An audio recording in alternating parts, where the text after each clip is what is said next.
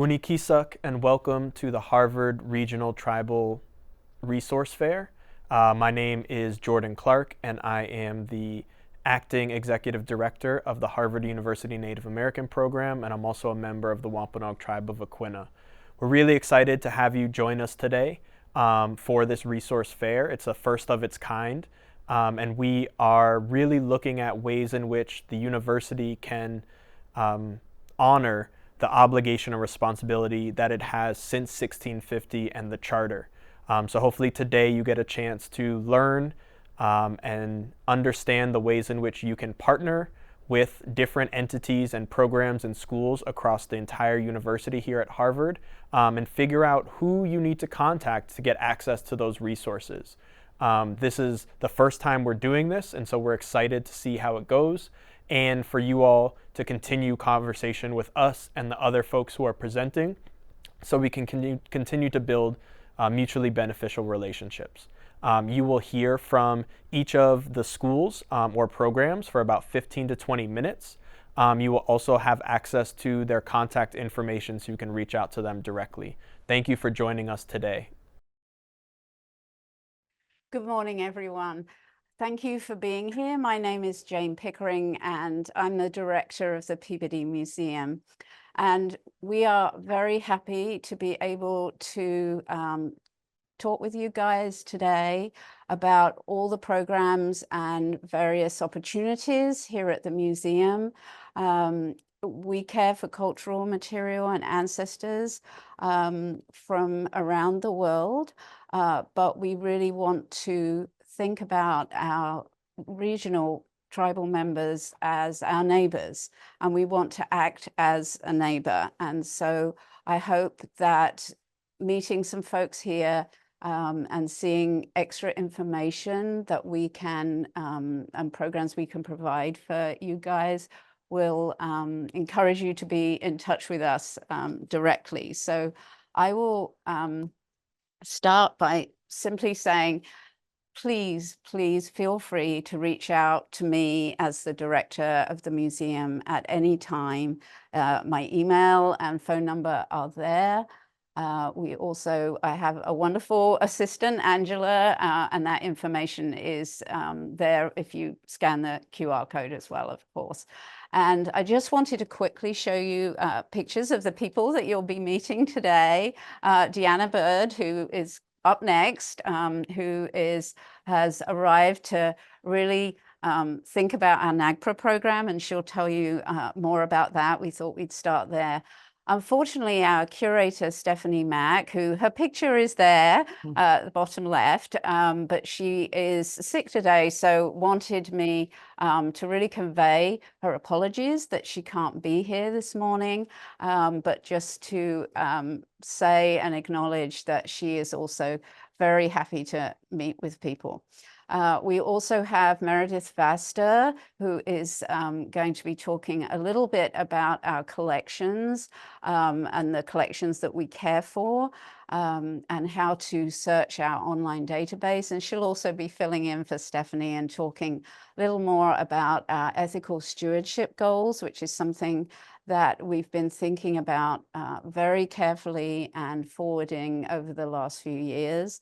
And then finally, really thrilled to have our colleague, Caroline Fernald, who we work with another entity. It's a very Harvard thing, the Harvard Museums of Science and Culture, and we work with HMSC on public programs. So admissions, they are sort of oversee the visitors and visiting at the museum, and also our public programs. And we have actually a really exciting program happening this evening, so stay tuned for info about that, as well as K through 12 programs. So she'll be talking a little about that right at the end, and then we hopefully will have time for the Q&A and also, of course, the breakout session. So I'm going to stop talking, but please, as I said, thank you so much for being here, and we really want you we recognize that you guys are our neighbors, and we want to serve you as best we can.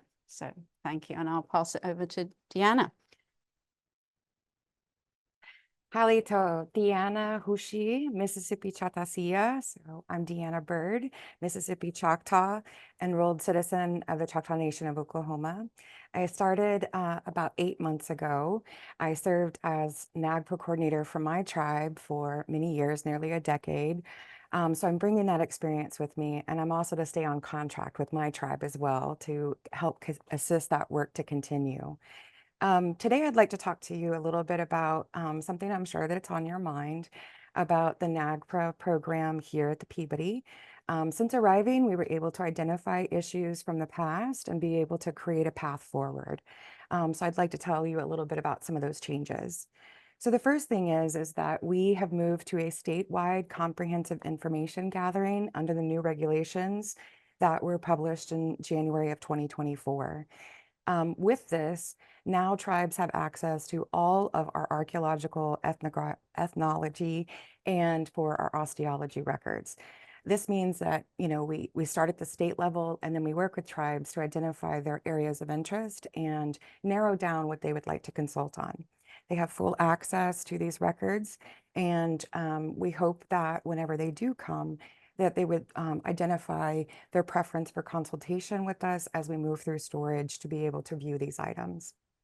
We also have a collaborative process across the museum. So not only does our department work closely with tribal partners, we work with registration. They handle all of the logistics for returns. We also work with our collection staff, which you'll hear a little bit more about Meredith and her role in this, but they have been great partners in helping us navigate those storage spaces and records and collection history in the past. We're also working with our osteology department and curation to make sure that, as Meredith will also talk about in terms of duty of care, that is also something that was in the updated regulations in January of 2024 to identify ways that we can better care for the items and the ancestors that we steward until they are able to go home. If tribes identify that this is not something that is of interest or in their capacity right now, then we're in discussions with them about how we can care, continue to place, offer feedings, offer offerings to their ancestors and their cultural items so that we can be good partners and stewards until they are ready to have those conversations about return.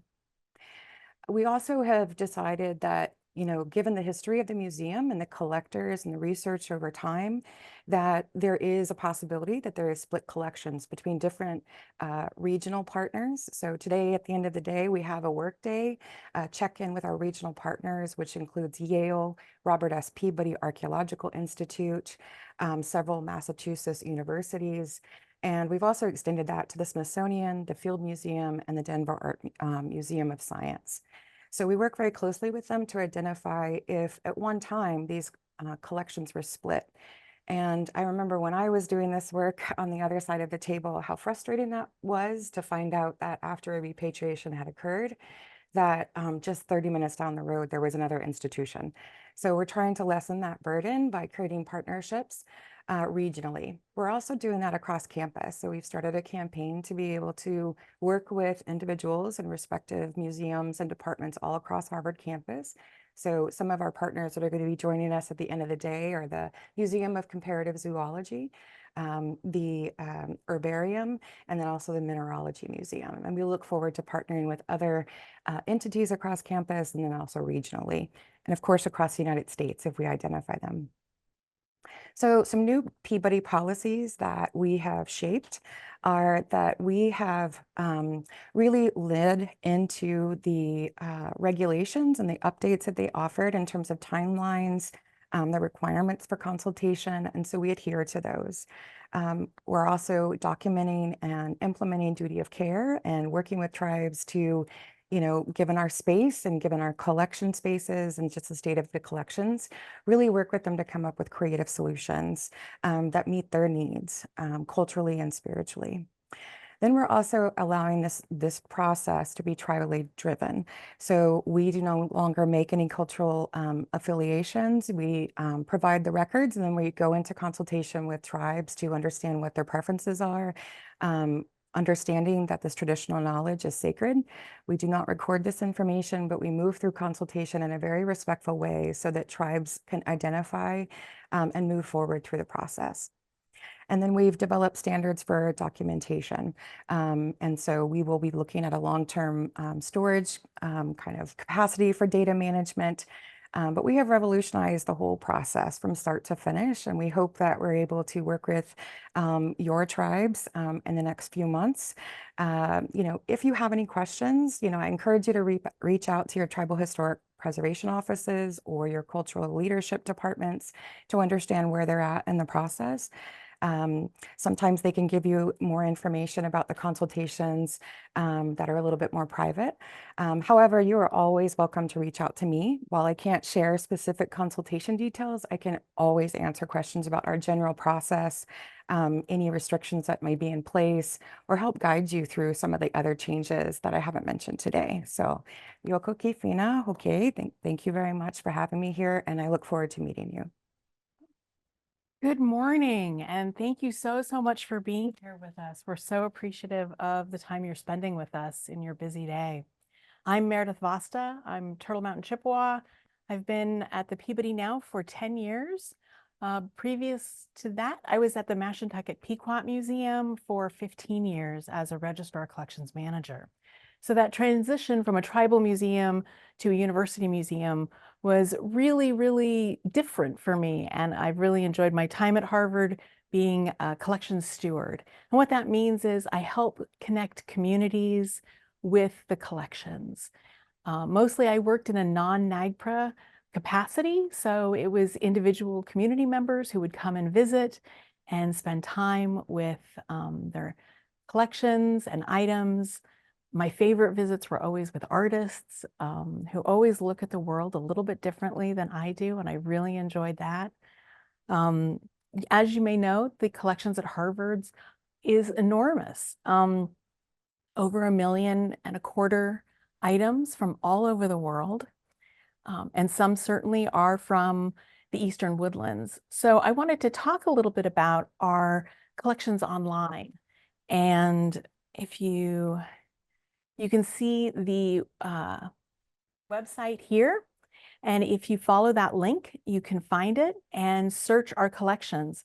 There are a number of things on this website. Not every museum has such a robust online collections database, but we really erred on being transparent and sharing things with communities.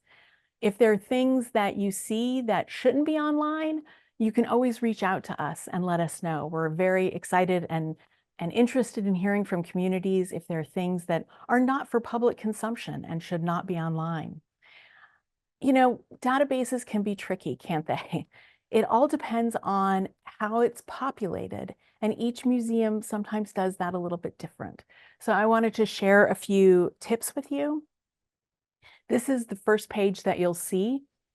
Oftentimes I recommend that folks use broader terms like Wampanoag. Don't get too specific at first. And so you can see in this example, we've put that in the search bar, and in the next page, we come back with 50 records showing a variety of items from that are listed as Wampanoag. Now, I want to caution that sometimes things are incorrect. And that's why you may want to also do broader searches, because sometimes it might just say Eastern Woodlands or Massachusetts. It might go by a state. So you can also play around with broader searches. You can see up above where it has department, classification, culture period. Those are ways you can kind of funnel down information. If you're mainly interested in baskets, you can just look at the 20 or so baskets, 24 baskets that we have. That's just one way of refining your search a little bit to meet the needs that you have. Also, another trick is using quotation marks around 2-word requests like Rhode Island or New England. If you don't use the quotes around it, you'll get every single record that has the word road. You'll also get, which probably wouldn't be much, but you'll also get every record that said island, which would be enormous. So anything like New England, Rhode Island, use the quotes around it, and that'll help you get a smaller and more accurate return on data. Another trick we use is the asterisk. You can use this as a wildcard in searches, but also matching partial terms. Like, for example, you're interested in basket, and if you just put basket in, you'll only get the records where the database person has written the word basket, not plural. So you won't get anything with a plural or with the word basketry or something like that. So using that asterisk will help you get all of those kinds of records that you're probably interested in, but just because of the way things were put in the database, it may not come easily. And of course, please feel free to reach out. We're always happy to help put lists together. For the ethnographic collection, I use that term to mean it was collected by with living people, that anthropologists went into the field, met with folks, and collected items. Archaeological collections are those that were excavated. With those, you won't find culture terms as frequently. It's easier if you're interested in archaeological items, it's easier to look at geographic terms. So go by county or go by state. Those are the most helpful ways to search archaeological collections. But as I mentioned, please feel free to reach out. We're so happy to help you search for specific things, search for general things, and help pull lists together for you if you're interested in learning more. I wanted to continue on. I'm so sorry that Stephanie couldn't be here, but I will do my best to cover her portions to tell you about our ethical stewardship and exhibitions. She has been working a lot with communities on reimagining the Hall of North American Indians on the first floor, which if you've come by to visit, you may be familiar with that. It was designed in the late 80s and opened up around 1990. So it's quite an old exhibit space, and there's a lot of room for improvement. As you know, tribes should really be part of shaping the way they're represented in museums. And our current exhibitions certainly, vary in the level of consent and collaboration. Some of it is very minimal, and some has been fully collaborative. So today, our commitment to ethical stewardship really drives our curatorial research and exhibitions process to be collaborative right from the beginning, not at the end to rubber stamp things, but right as we're beginning to conceptualize exhibitions and those spaces. So today, our commitment to ethical stewardship is really the foundation for that. Because our exhibitions haven't always been the most collaborative, we're working on revising problematic areas with the tribal nations that they represent. In January, this slide is about the signage that we placed around ethical stewardship, explaining some of these changes to the public, because the public isn't really aware of the new regulations or how ethical stewardship in action works. So you'll see on one side a sample of that signage that we've added to the exhibit spaces to explain to folks why some items have been taken off exhibits and some items haven't been replaced, and also some exhibit cases are completely covered at this point. These changes are also part of the new regulations and the duty of care, which Deanna mentioned earlier, which require museums to consult on the storage, handling, and display of cultural items in their care. And we've been working a lot on that, especially recently with communities who may want things stored together or stored covered. We've done that in the past as well and been mindful of traditional care, but with the new regulations, we've really increased that work. In this case, you can see to the left, the tribal nation has asked us to cover the case until they've had an opportunity to review both the items that are exhibited, but also the way those items are labeled. Are we calling them the correct thing? is this the story they want to tell, how they want to tell it? The bottom right image shows the installation of the most recent sign, which is about smudging. It really helps our visitors to understand what they're smelling. That was probably one of the most things that our public facing folks get is, what is that smell? And so we have signage now because we have a lot of communities come visit us, and smudging is a really important element to those visits. So we're trying to educate the public about that. One of the areas that we hope to address is representation of tribal nations, especially in New England. There are many possibilities to amplify your voices and share the histories and practices that are important to you.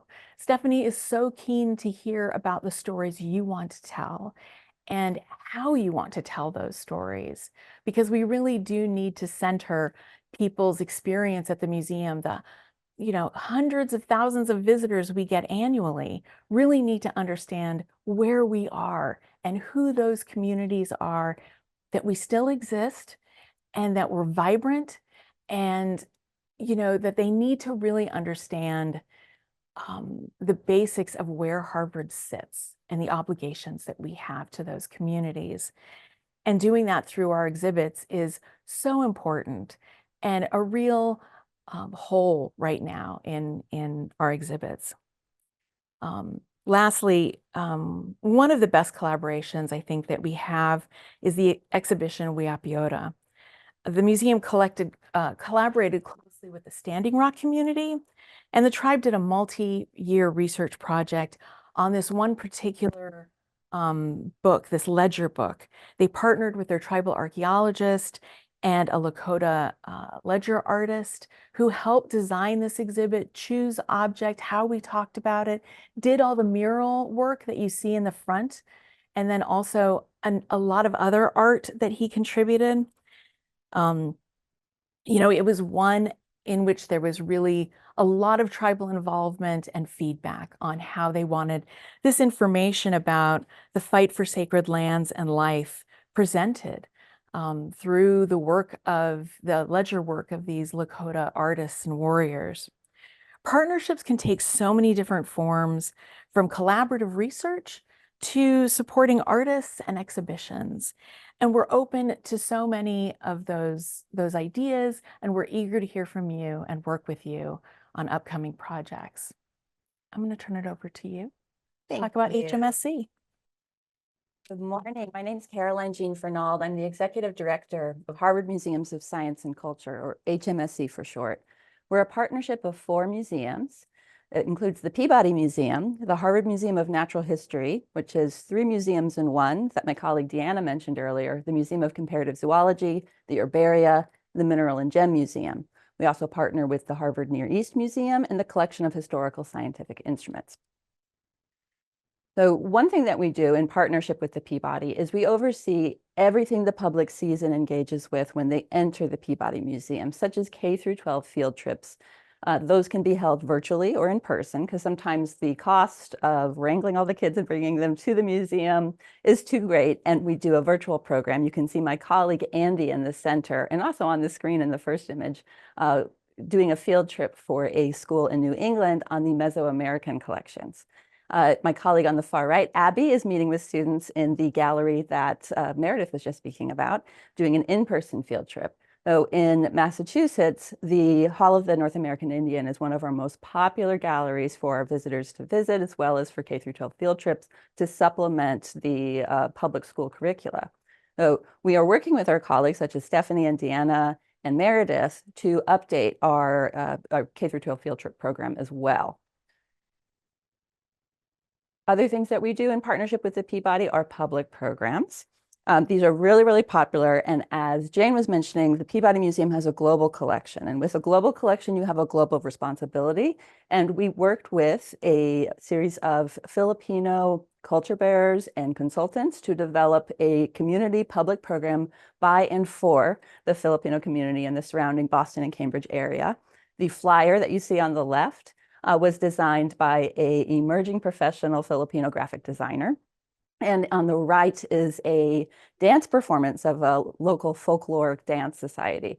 So this event is first and foremost for the Filipino community. It's done in partnership with the Filipino community, but it's open for everyone. And we had a really, really fun time that night, a very popular event. This was also done in concert with the Peabody Museum to celebrate a new online exhibit.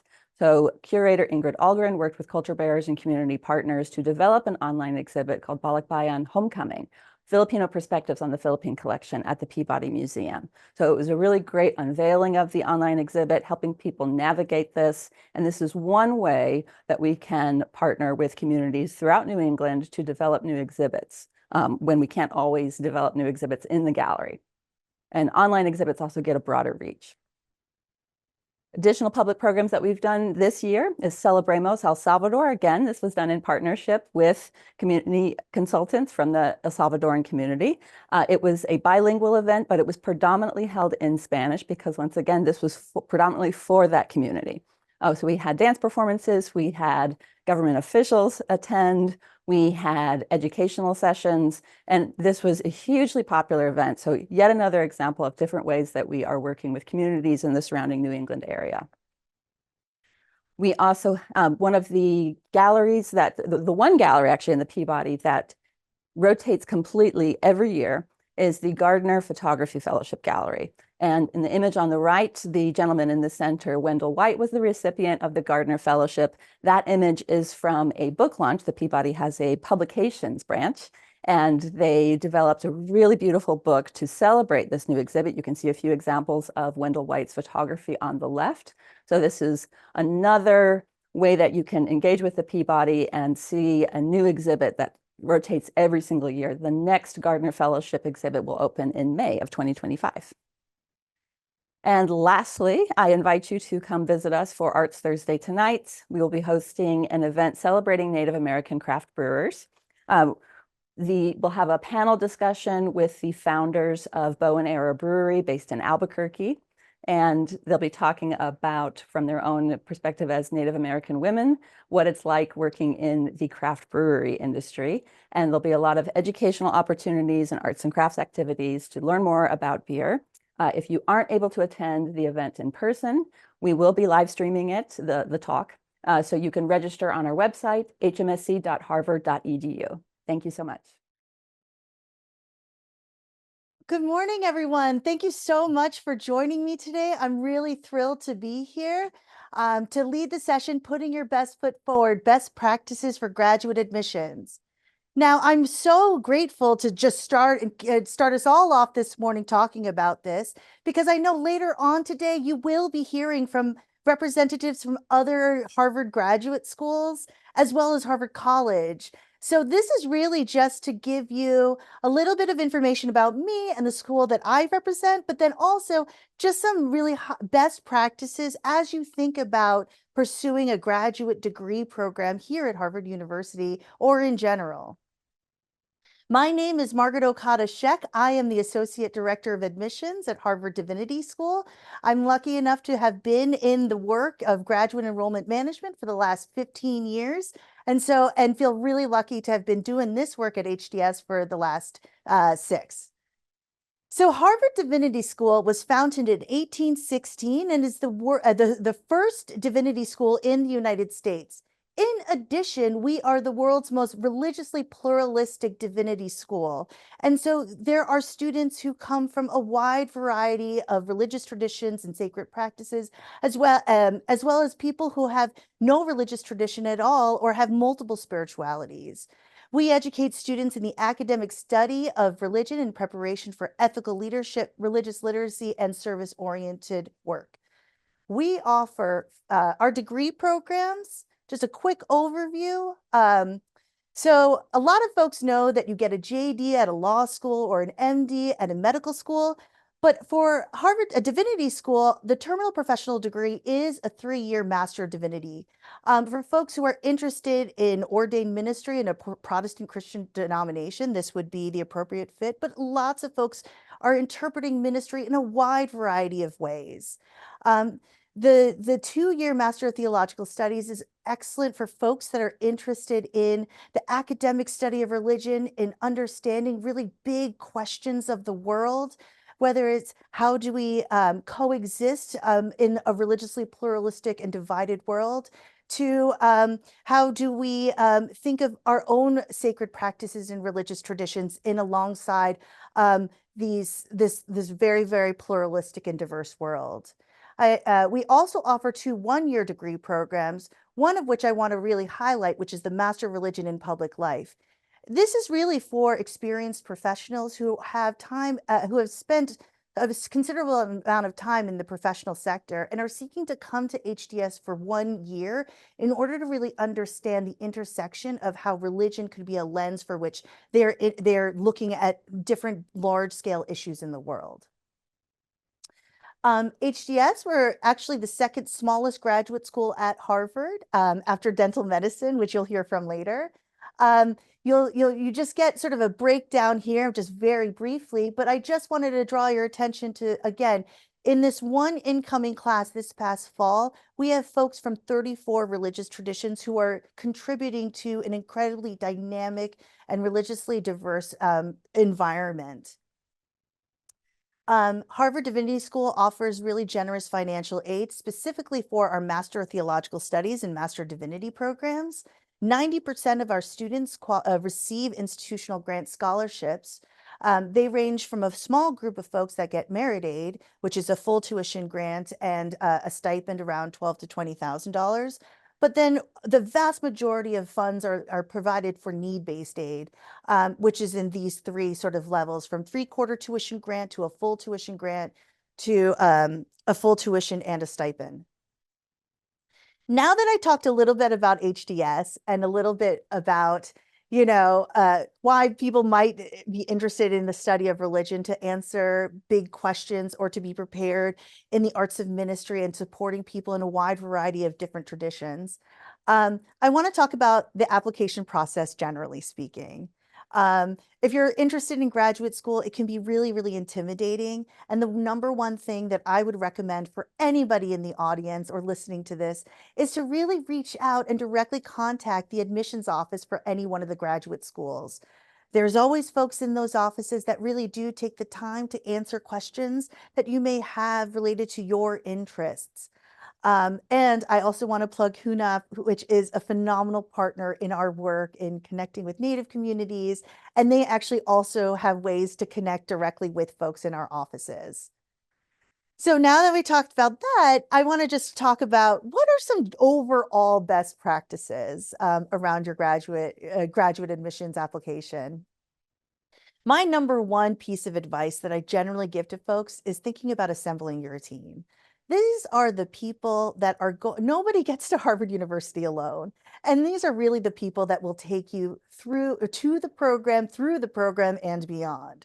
This is your network of family and friends. These are recommendation providers. These are professors you may have worked, you have studied with, or supervisors you may have worked with, or mentors. Really assembling all those people and start really talking about what are the things that you're dreaming of, what are your goals? Defining those goals really will enable you to then think about, well, what is the degree program that makes the most sense? I always recommend really thinking about the clarity on cost. There are always folks in any one of our schools that are willing to talk to any prospective student about this, providing a lot of as much clear information as we possibly can. I also recommend using the application as a process for you to go through to really distill and discern for yourselves what makes sense and how to make a case that this program here at Harvard University is the best fit for you and will enable you to get the skills and tools and networks that you need to do the work that you're dreaming of doing. And then also really just thinking about the timeline of the application and enrollment. When do you want to start your program is also something that you have to sort of also consider. For Harvard Divinity School, our process is actually kind of similar to many other graduate programs. If you're interested in Harvard Divinity School, our application is currently available for entrance in fall 2025, and the deadline is January 9th, but our application, honestly, the cycle is the same pretty much every year. We generally always open in September, and the deadline's generally in January, and then sort of you are notified of decisions by mid-March. That means you just have to think 1 calendar year ahead of when you want to apply for admission. You'll see the components are pretty straightforward. We really are just trying to ask for things to get a sense of an applicant, of every applicant. For us, the GRE is optional, it's not required. And we do require interviews for our program, although I know there are other graduate programs that don't. The one thing I want to really tell everybody is that there is no magic formula to get into Harvard Graduate School or Harvard College. It really, genuinely is holistic. Every single application is really individually reviewed with utmost care by every single office.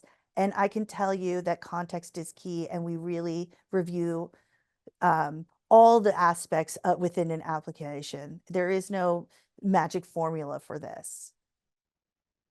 So I'm going to talk a little bit about various components of applications that I feel to be areas where an applicant may have more control, and there are some best practices through which you can feel supported. The first is the statement of purpose.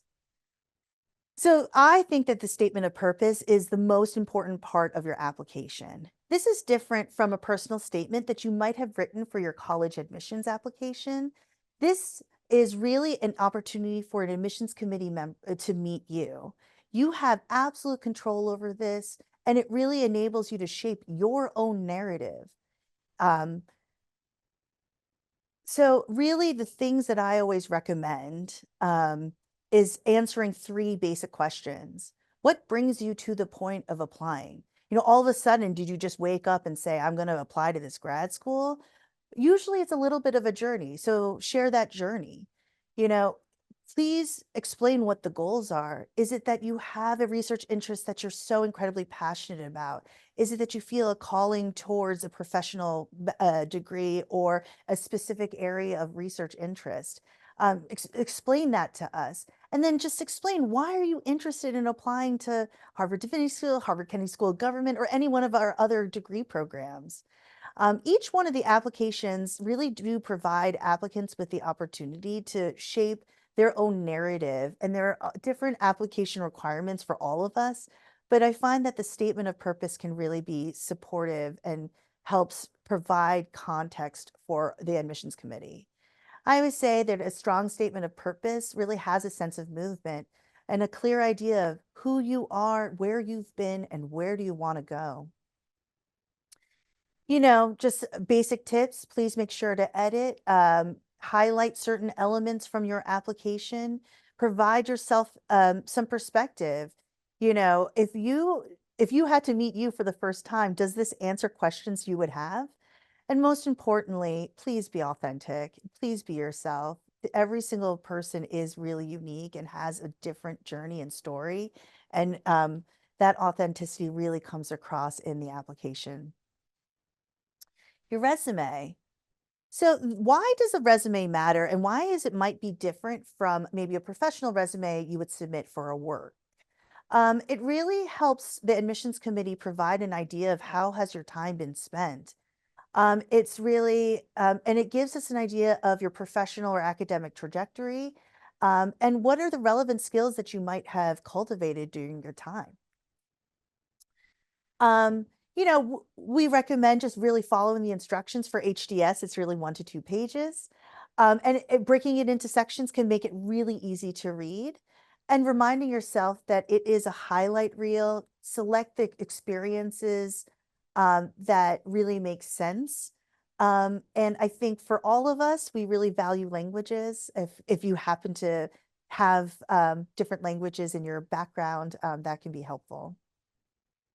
Letters of recommendation. I get a lot of questions about this because I think that a lot of people have a little bit of anxiety or uncertainty about how to approach letters of recommendation. So first I want to talk about, why does it matter for us?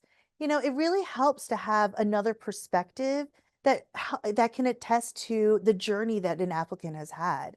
Whether it explains, this certain applicant really had some really personal challenges, or the beginning of their academic career was challenging, but they've absolutely worked incredibly hard and overcome those challenges.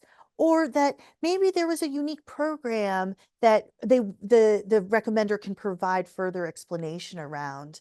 That's really helpful.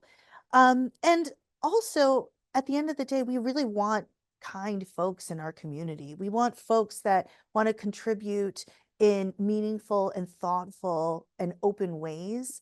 And the recommendation letters can be incredibly helpful in providing that information. So really just some basics: connect with the recommenders, give your recommenders plenty of time, provide them with all the information, and then really supporting them in getting the letters in on time. So I just very briefly, just talking about other application requirements. Again, read the individual school's application instructions, because you might have other requirements that might not be required at HDS, but might be for a specific program. These can include a writing sample, portfolio, other standardized examinations. Each admissions office would be able to tell you or support you in that. So again, read through the instructions, check out our school's sites and resources. There's lots of events that all of our offices are hosting. So please do check back on our websites to be able to engage with us, and really just ask us questions. We're really wanting to be helpful and supportive to anybody who is considering any one of our schools for graduate education. So I'm finally going to touch on financial aid, because I know that this is really important to many people. Again, every one of our schools are providing, have a financial aid website to really understand the cost of living. I would say a lot of the funding at Harvard that I have seen typically requires students to pursue full-time degree programs, which may be prohibitive for some students, but recommend that folks really review carefully. And then always recommend folks start looking at external grants and scholarships that can really help supplement their ability to attend school here. So I just wanted to say thank you all so much for listening, for connecting with us. I know I was incredibly quick in the kind of breadth of sort of application best practices that we offer, that are offered, but please do remain connected and feel free to reach out to us and to my colleague Jordan at HUNAP, and my colleagues there. Thank you so much. Hello, I'm Kimberly Parke, and I'm the Executive Director of Pre-Degree Advising and Admissions at Harvard Extension School. And I am delighted to be here today to have this information to share information, to have this opportunity to share information with you about the school and what it could offer you. Harvard Extension School was founded over 100 years ago with the purpose of making a Harvard education accessible to the public, the men and women of the Cambridge and Boston area who had circumstances that may have kept them from attending a traditional residential college program, but who nevertheless had the drive and intellectual ability to be successful in their studies. Harvard Extension School's mission remains the same today. We are committed to educational access and lifelong learning, although our reach today extends far beyond the local area, as many of our courses are offered online.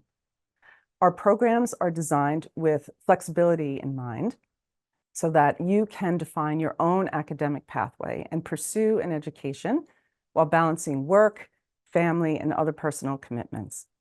Whether you study online, on campus, or a combination of both, you can find courses that match your schedule year-round. We also believe that an exceptional education should be affordable. Our course tuition rates are therefore comparable to local public universities and a fraction of the tuition of our peer institutions. Harvard Extension has the largest and most diverse student body at Harvard University. Most of our students are mid-career professional adults. They represent many different academic cultural experiences, including those from non-traditional and underrepresented backgrounds. In fact, we have one of the largest populations of Native and Indigenous students among Harvard's 12 schools. What this means is that you'll have a range of perspectives in the classroom and a global network. As an extension student, you'll find academic experiences that challenge you to think deeply and critically. Coursework in many of the fields that we offer is crafted to offer a practical, real-world approach so that you can immediately apply what you're learning to your current professional role. Going back to school as a working adult is a big commitment. At Harvard Extension, you can choose a path to fit your time, budget, and goals. You can start with a single course. You may choose to earn a certificate, or you can pursue a bachelor's or master's degree. And the best part is that you don't have to decide right away. I'm going to walk you through how that's possible. At Harvard Extension School, our open enrollment courses are the cornerstone of all of our academic offerings. Open enrollment means that no application is required for you to register in a course. We offer courses in the fall and spring semesters, and we partner with Harvard Summer School, which is a part of the university's Division of Continuing Education, just like Harvard Extension, and we partner with them for our summer courses. Most of our courses are held live online, where you engage in real-time discussion with your fellow students and your instructors. And about a third of our courses are offered online asynchronous, so you have no required live attendance. In these types of courses, you engage with the course materials, including lecture videos, at a time that works for you each week. Harvard Extension also offers online, in addition to the online courses, on-campus courses here in Cambridge. Whichever participation option you choose, though, the instructors are dedicated to you receiving the learning outcomes that you would expect from a Harvard education. There are a few important requirements that you should be aware of before you begin the registration process, such as proving English proficiency if English is not your native language. And also some courses require a passing score on the free online test of critical reading and writing skills. And that's a placement test to ensure that your journey at Harvard Extension starts strong with the right course. And some courses have academic prerequisites that are either suggested or required to help ensure your success in the course. We offer over 800 courses each academic year, and most can be stacked to a certificate or a degree, meaning you can start with a single course and then decide what you want to pursue next. As I talk through each of our program options later in the presentation, I'll show you how these courses, which are selections from our most popular subjects, can be stacked and carried forward to earn a certificate or a degree. I'll start with certificates. Extension offers over 40 certificates. No application is required to pursue one, just as there's no application required to enroll in our courses. Certificates are short programs that can prepare you for long-term career success and are the fastest growing post-secondary credential in the United States. Nearly 90% of our certificate earners report that they are confident in that their certificate has prepared them for their next step. The number of courses required for a certificate depends on the certificate, but it ranges from 2 to 5. To earn a certificate, you register in the courses and you earn a minimum grade of B or higher in each one. Although you have 3 years to complete a certificate, most students complete theirs in 1 or 2 years. As I mentioned earlier, single courses can stack to a certificate. So here are a few examples. I should mention that another benefit of earning a certificate extension is that you automatically become an associate member of the Harvard Extension School Alumni Association. Finally, as one of the 12 degree granting schools at Harvard University, Harvard Extension School offers an undergraduate Bachelor of Liberal Arts degree and a graduate Master of Liberal Arts degree. Because we're an open enrollment institution that prioritizes access, equity, and transparency, admission to the degree program strongly aligns with these values. Admission is not determined by the typical qualifications of more traditional programs. We don't look at the grades you've earned at other institutions. We don't require SATs or GREs or standardized tests, and we don't ask for letters of recommendation. Instead, we believe that the greatest indicator of someone's ability to successfully perform and persist in our degree program here is how they perform and persist in our degree program courses here. We call it Earn Your Way In admission. Specifically, we look to see if you can achieve a cumulative GPA of at least 3.0 by obtaining grades of B or higher in the courses that your degree program requires for admission. And those courses that you take for admission count toward your degree. They're not additional courses. Now, we may have designed the processes of registration and admission to be easy, but not the courses. We are Harvard, so our degree candidates absolutely are earning their admission into the university. But because of our unique admissions process, you'll know if this is your place and your time before you submit a formal application for admission. It's a self-selection process that makes our acceptance rates around 90%. So some things to know before you might begin. Prospective bachelor's degree candidates must have completed high school or its equivalent at least 5 years before enrolling in any courses at Harvard Extension School and cannot already hold a bachelor's degree. Prospective graduate degree candidates must hold a regionally accredited bachelor's degree that was earned prior to starting courses at Harvard Extension School. And both undergraduate and graduate degree students can complete most courses for their degree remotely, but are required to come to campus here in Cambridge for at least one course, which is a wonderful opportunity to explore Harvard University's many resources. So let's look at the final step in the stacking process. Say you started with a single course and then decided to continue with a certificate. You can use those same courses toward a degree too, and here are a few examples. I should say too that among the many advantages of being a degree candidate is participating in the university-wide commencement exercises in May. And then as a degree program graduate, you automatically become a member of the Harvard University Alumni Association and an alumni member of the Harvard Extension School Alumni Association, both of which come with exclusive benefits. So I've shared a lot of information with you already. So I'm going to wrap it up by telling you what may be the only thing you really need to remember, which is you will have the support every step of the way from people at this school who care very much about you meeting your academic goals.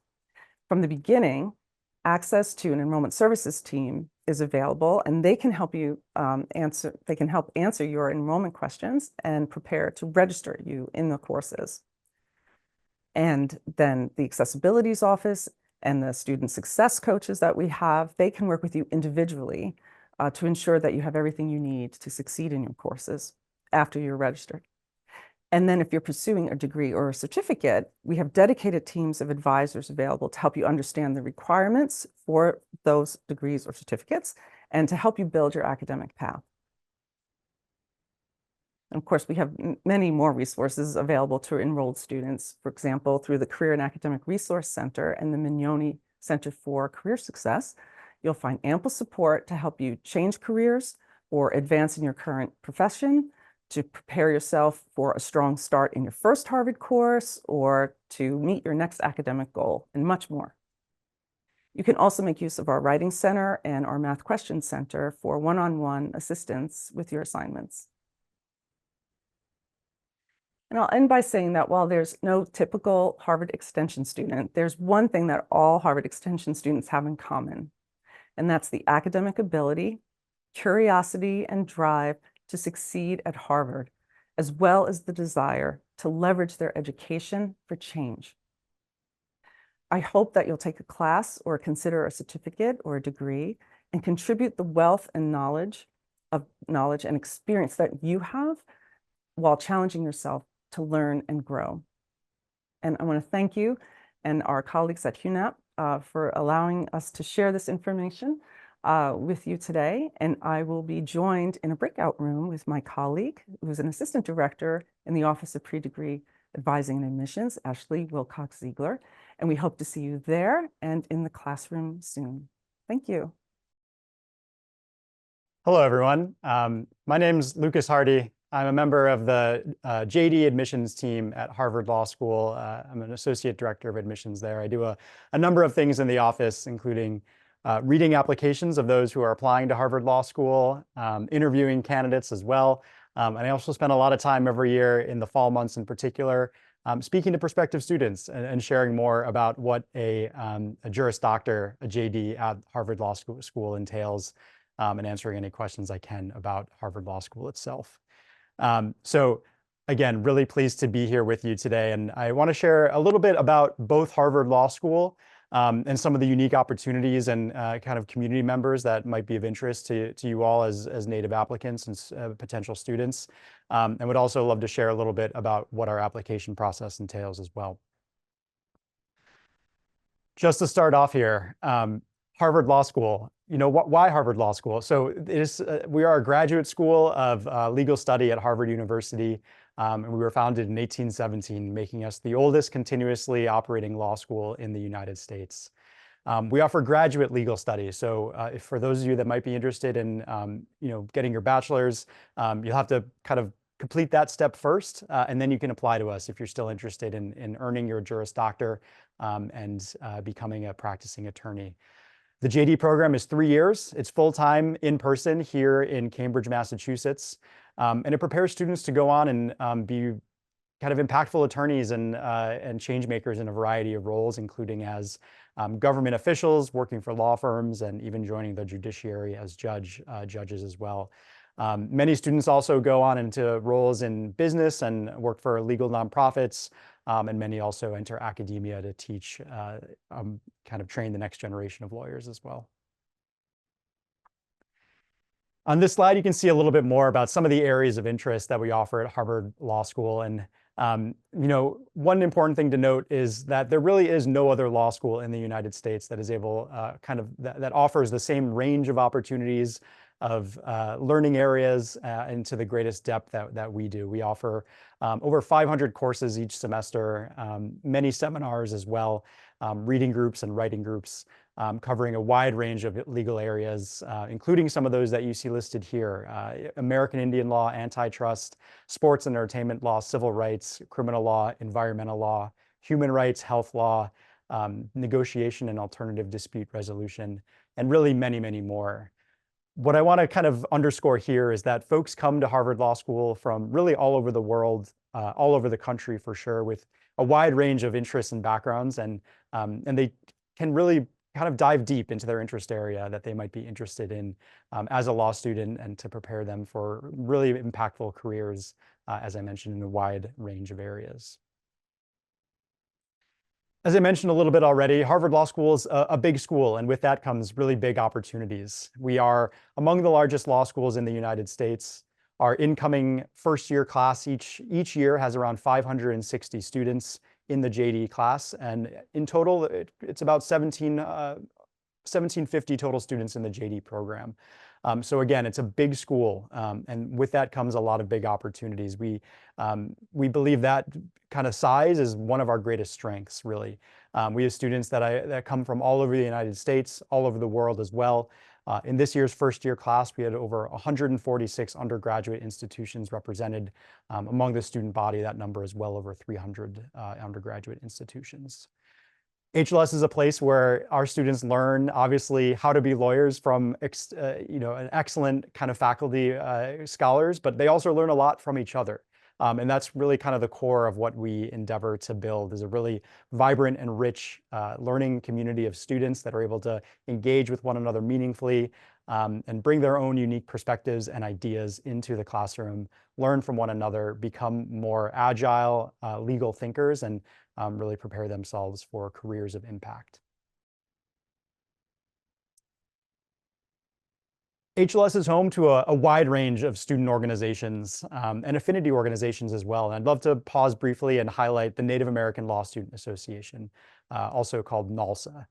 NALSA is one of several affinity groups at Harvard Law School, and they provide an academic and social support system for Native and Indigenous students and allies. NALSA organizes academic and social opportunities for students throughout the year, and a few of them are highlighted on this slide, including a federal trip to the Federal Bar Association's Indian Law Conference, also known as FedBar, that takes place each year in Albuquerque, New Mexico. They organize academic talks at the law school on federal Indian law and contemporary issues related to Native rights and issues as well. And they sponsor events with other groups at the law school, whether it's a panel event, speakers visiting, conferences as well. Along with all of these more kind of organized events, NALSA is also a social home for our students. They organize gatherings throughout the year, retreats for students who are active members. It is very much a place where students who are Native and Indigenous, who are interested in issues impacting Native and Indigenous communities, can come together and build community with like-minded peers, students from similar backgrounds, and really find a home at the law school. Again, NALSA is one of just several affinity organizations at the law school. We have others, including the Harvard Black Law Students Association, La Alianza, which is the Latine Law Student Association, Lambda, which is the LGBTQ+ Law Student Association, along with First Class, which is the student organization for first-generation college students as well. It is very typical for our students to be involved in many of these orgs, right, to varying degrees. And that is, I think, really illustrative of the experience at Harvard Law School. It's a place where students study hard, they're committed to their work and their goals, but they're also really engaged with one another in building community and kind of finding, supporting each other towards kind of their legal goals, whatever they might be. I want to highlight a little bit here about some of the faculty members at Harvard Law School, and notably for many Native students who are interested in federal Indian law, there are resources at the law school that can serve those interests for sure. And here's just a bit about two professors at the law school this year with particular expertise in Native issues. Joseph Singer has been at the law school. He's the Bussey Professor of Law. He's been at HLS for a number of years now, and he's a particular expert on property law, conflict of laws, federal Indian law, legal theory, and moral philosophy as well. Michaelan Steele, who you also see listed on this slide, is the Oneida Indian Nation Professor of Law. That's a rotating visiting professorship. In each year, we welcome a new scholar into that role to teach a class and lead a reading group with students. Professor Steele is an expert in the sovereign powers of tribes and is deeply involved in the academic community this year, advising students and providing really meaningful expertise and instruction on this area. Another really unique aspect of the Harvard Law School experience are legal clinics. And legal clinics offer the chance for students to participate in a hands-on experiential legal practice under the supervision of a licensed attorney. Along with your coursework, clinics are a really core part of what makes the Harvard Law experience so meaningful. We have over 90% of our students participate in at least one clinic during their time as HLS students, and we offer 45 plus different clinical areas, including in topics like criminal law, environmental law, immigration law, direct legal services, government lawyering, health law, animal law, and many, many more. I'd love to briefly just highlight the work of one particular clinic, the Environmental Law and Policy Clinic, which actually partnered with the Native American Rights Fund in a previous year, just recently, to publish a guidebook for Alaska Natives seeking to protect water rights by putting their land in trust. So again, this is an opportunity for current students, right, who are studying the law to put it into practice while they're learning kind of the theory and apply what they're learning in a real hands-on setting under the supervision of a licensed attorney. And it allows our students to have a real impact, work closely with clients, and become much better lawyers during their time as students as well. Finally, before I conclude here, I do just want to highlight a scholarship opportunity specifically for Harvard Law School students and those who are Native or Alaskan, American Indian or Alaskan Native. The American Indian College Fund Law School Scholarship covers tuition and all costs of attendance for an American Indian or Alaska Native student enrolled at Harvard Law School in our 3-year program. The scholarship goal is to eliminate financial hurdles to earning a Juris Doctor degree at HLS and to increase the number of natives with a law degree to ensure the rights of Indigenous people and their nations are upheld. Again, this is something just to put on your radar. When the time comes to apply to law school for you all, we hope you'll consider Harvard Law School, and I'd be happy to share more with you all shortly. I'm Eric Henson, and I'm with my colleague Melissa Yazzie. As some of you know, I'm a Chickasaw citizen. I'm an alumni of the Kennedy School from 1998. I serve now in a teaching capacity here, and I also have an endowed position called the Ittapila Program for Education and Outreach, and it is a pleasure to be here with you today. Thank you, Eric. My name is Melissa Yazzie. I'm a citizen of the Navajo Nation. I am the Assistant Director of Outreach and Communications. I would like to share more about our programs that are primarily Indigenous led in staff and in our advisors, including a Board of Governors for our flagship program, Honoring Nations. We work at something called the Harvard Project on Indigenous Governance and Development, which has been renamed from the Harvard Project on American Indian Economic Development. The Harvard Project, as we refer to it in shorthand, started in 1987, and it was initiated by two professors who had this interesting observation and kind of research question. They noticed that some tribes were doing really well, and some were not quite taking off yet. And from an economist perspective, you might say, well, they're ingredients that often have economic development success factors like land, labor, capital. But those things didn't seem to be tied to the tribal governments that were doing really well. So these two fellows, Joe Calt and Steve Cornell, who were teaching here at Harvard at the time, one an economist, one a sociologist, got into a rental car and began driving around talking to tribal leadership. What's working for you and what's not working for you? And what have you observed that could be going differently? And they started compiling those research findings into some key lessons. And over time, they settled on three fundamental pillars that were really working for tribes. And those were actual tribal sovereignty, capable governing institutions, and what came to be called a cultural match. So very briefly, those are actual sovereignty, decision-making seated with the power of tribal governments instead of being decided, having everything decided by Washington, D.C. and dictated down to the tribes. Aligning that prioritization with success accruing to the tribes and learning from failures from practicing governance, that really was key for tribes to be making their own decisions. The second component there is capable governing institutions. Tribes that were doing well were building their own housing departments, healthcare capacity, these sort of fundamental governmental infrastructure components. And the third thing, a cultural match, doesn't sound too shocking today, but it was quite insightful at the time. When governed constituencies feel like their governing structures align with their view of the world, how disputes should be resolved, how government should happen, that has better governmental outcomes, of course. And then over time, we added a fourth component to these kind of fundamental findings about what was really working for better socioeconomic outcomes for tribes. And that was public spirited leadership. We've got a slide here that shows a kind of a summary of this, and you'll see down on the right-hand side, a little thing about political pirates.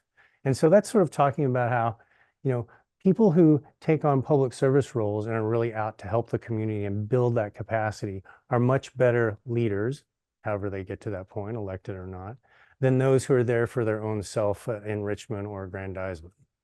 So what we found is that good, capable tribal self-government drives all sorts of positive outcomes. And that good governance is tied to accountability, legitimacy, this notion of a cultural match. What does that mean in terms of like a rule of law, civil society? We've got a system that works for us. And as the slide here says, it doesn't always have to look Western. In the bottom right-hand side, you kind of see a picture of what people think of as judges in a court system, esteemed people who study the law and wear black robes and hand down decisions. That could be how your rule of law and your dispute resolution and your way of deciding things could go. Just next to that, though, you see a photo of a group of elders at San Carlos Apache. in certain circumstances, the decision-making and dispute resolution that works for a community does not have to land in a courthouse that is a traditional Western-looking way of adjudicating disputes. It can be handled by a council of elders in certain circumstances. As long as that squares with the community's views on what works, you have good outcomes. And those were kind of the fundamental findings of the Harvard Project early on. And there were several publications, which are pretty well known in Indian country and around Indigenous affairs, that encapsulate those initial research findings. Next slide. From that point, in the late 80s into maybe the early 90s, we've expanded our work with tribes and Indigenous communities worldwide, and we now have many different programs and initiatives that I think will provide lots of potential for intersection with you all out there. Melissa? About some of these programs, I'll kick off with our flagship program that is called Honoring Nations. It is a national awards program that recognizes excellence in tribal governance. This is its 25th anniversary, and to date we've awarded 142 programs that represent over 100 tribal nations. These can be programs that span language revitalization efforts to constitutional reform efforts, to developing healthcare centers. And a lot of our research too is practical research that points out where are the strengths in Indian country, how are they really leading the way in efforts of self-determination, but also how does this research sort of tell the story of not just what's working, but how can this help other tribal nations? And that's also really at the root of our Honoring Nations program as well. These stories, these awardees, their work goes on to really fuel our research, our case studies that we develop in our classes, and into technology, education technology platforms. And so a little bit about some different relationships that we have over the last several years. We partner with, or we collaborate with Google, several of their platforms for the last 7-8 years to bring these stories of contributions to tribal sovereignty and good leadership and good governance to life on what's called our nation building toolboxes. To date, we have 5 toolboxes, one on justice systems, one on constitutions, one on business enterprises. We put one together during the COVID-19 pandemic that really sort of was very interactive and very timely, we thought, to sort of demonstrate how are other nations grappling with and handling the various challenges during lockdown, during the loss of income, and just how are they handling the crises. And then most recently, a few summers ago, we put together the McGirt toolbox, sort of pointing out what does this legislation mean, this SCOTUS decision, what does it mean for our neighbors, our non-neighboring municipalities, but also for tribal nations. What are those sort of benefits of sovereignty that everyone can benefit from? So those are some of the partnerships. Also for Honoring Nations, we partner with, we collaborate with the Smithsonian National Museum of American Indian. When it's, we have the opportunity, I should say, to put together some banner exhibits where we pluck some of these awesome lessons out of past awardees to literally put up on display for everyone who tours through DC's mall to learn from tribal nations. And so we don't just try to disseminate this information to our students and through our website, but also to global citizens. The Honoring Nations program has been replicated in Australia and Canada to date, which is really, really exciting. More about our different programs. Yeah, some of our classes, actually, we teach a Nation Building 1 course. I'm the course assistant for that class. Currently, that's co-taught by Professor Joseph Colt, who is one of the co-founder and our current director of the Project on Indigenous Governance and Development, along with Angela Riley. She is citizen Potawatomi, and we get to borrow her from UCLA Law School in January. And that is a marathon course, 1 week in January, where we teach students throughout the Harvard system. And there are students who can cross-register from Tufts School of Government and MIT. And some auditors actually participate as well, where we teach what's sort of happening in contemporary Indian country, how our tribal nations grappling with nation building. It's very case study heavy. And again, we pull from the Honoring Nations family of awardees to display and show students some different manner of policy decision making, good governance. We really believe that there are so many lessons throughout Indian country for all governments to learn from. And in the 38 years that we've been at the Kennedy School, we're really trying to make an impact to also demonstrate that to all of the Kennedy School students as well. So I touched on Honoring Nations, our classes, toolboxes, live stream podcasts and webinars. This also touches on some of our research. Over the 38 years, the practical research we've conducted also includes, most recently in the last 5 years, some ARPA and COVID related policy briefs. I think we're at a series of about 6 papers now, most recently one on taxation. So some pieces of research that are very timely and that we think will be really helpful in the greater conversations that are taking place throughout Indian country, federally, locally, and statewide. Accompanying those, we will hold webinars, Zoominars, Zoomcasts, and sort of in lieu of podcasts, where we get practitioners and people working sort of on the ground with these issues to dive deeper and sort of answer questions live, just like we're doing right now, for what people are facing, and thought that was very, very timely. So we'll do stuff like that too.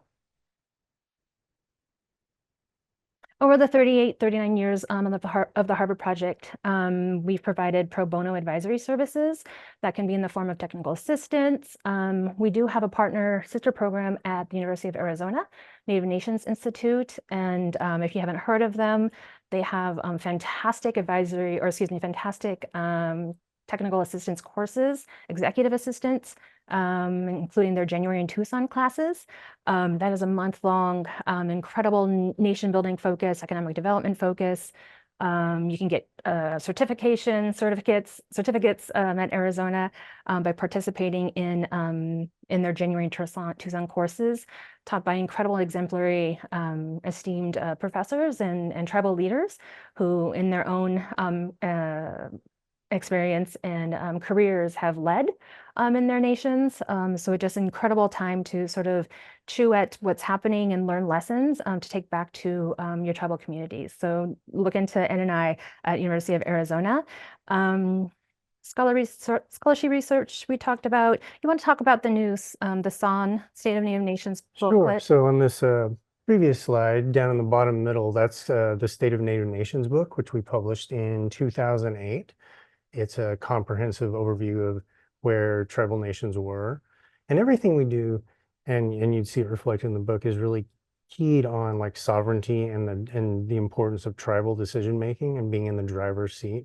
And we're currently working on updating that book. We've got another book on this slide that was down here in the right-hand corner called Rebuilding Native Nations, which was kind of a compendium of different chapters focusing on different topic areas of interest. One of the things that we do quite a lot of is outreach. I didn't quite fully introduce myself. As I think some of you know, I'm Chicasaw, and I teach a couple classes here where we work to partner our students up with tribal nations and indigenous communities around the world. We've done probably 500 or more of those. We've got a couple classes that going year round at the moment. There's a new one at the design school, which is focusing on land use and land back initiatives. It's in its first semester, and that's in the fall. And then Nation Building 2, which follows upon the J-term course that Melissa mentioned a minute ago, is a long-running course, started in 1998, I believe. I might have been the first teaching assistant when I was a student at the Kennedy School. And I now teach that class. Just this last spring, we partnered up with 16 different projects around the world. We had 37 students in there, and we take on all sorts of issues. One thing that we're kind of proud of about that outreach and how we partner our students up with Native communities is that we take real questions and problems from Indigenous nations and nonprofits who work in tribal affairs and elected officials and tribal leadership. It's not a research agenda that we have to address questions that we might find interesting. It's really an attempt to help take on real problems, devote some of our student energy and effort and manpower to those questions, and then return back at the end of the semester a very usable report or presentation or a combination thereof. These are not sort of scholarly academic articles at all. They're real life consulting projects, if you will, tied to research. We also, through the Kennedy School, have a year-long thesis project that our students undertake. It's called a policy analysis exercise.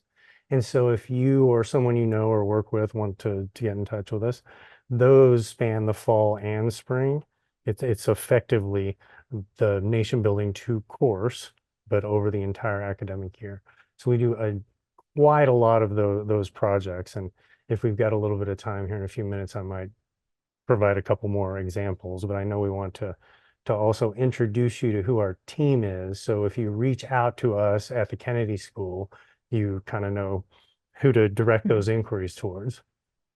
We'll kick off with Miriam Jorgensen. She is our esteemed research director. She sort of shares her time at 2 different universities and has her research interests spanning sort of globally.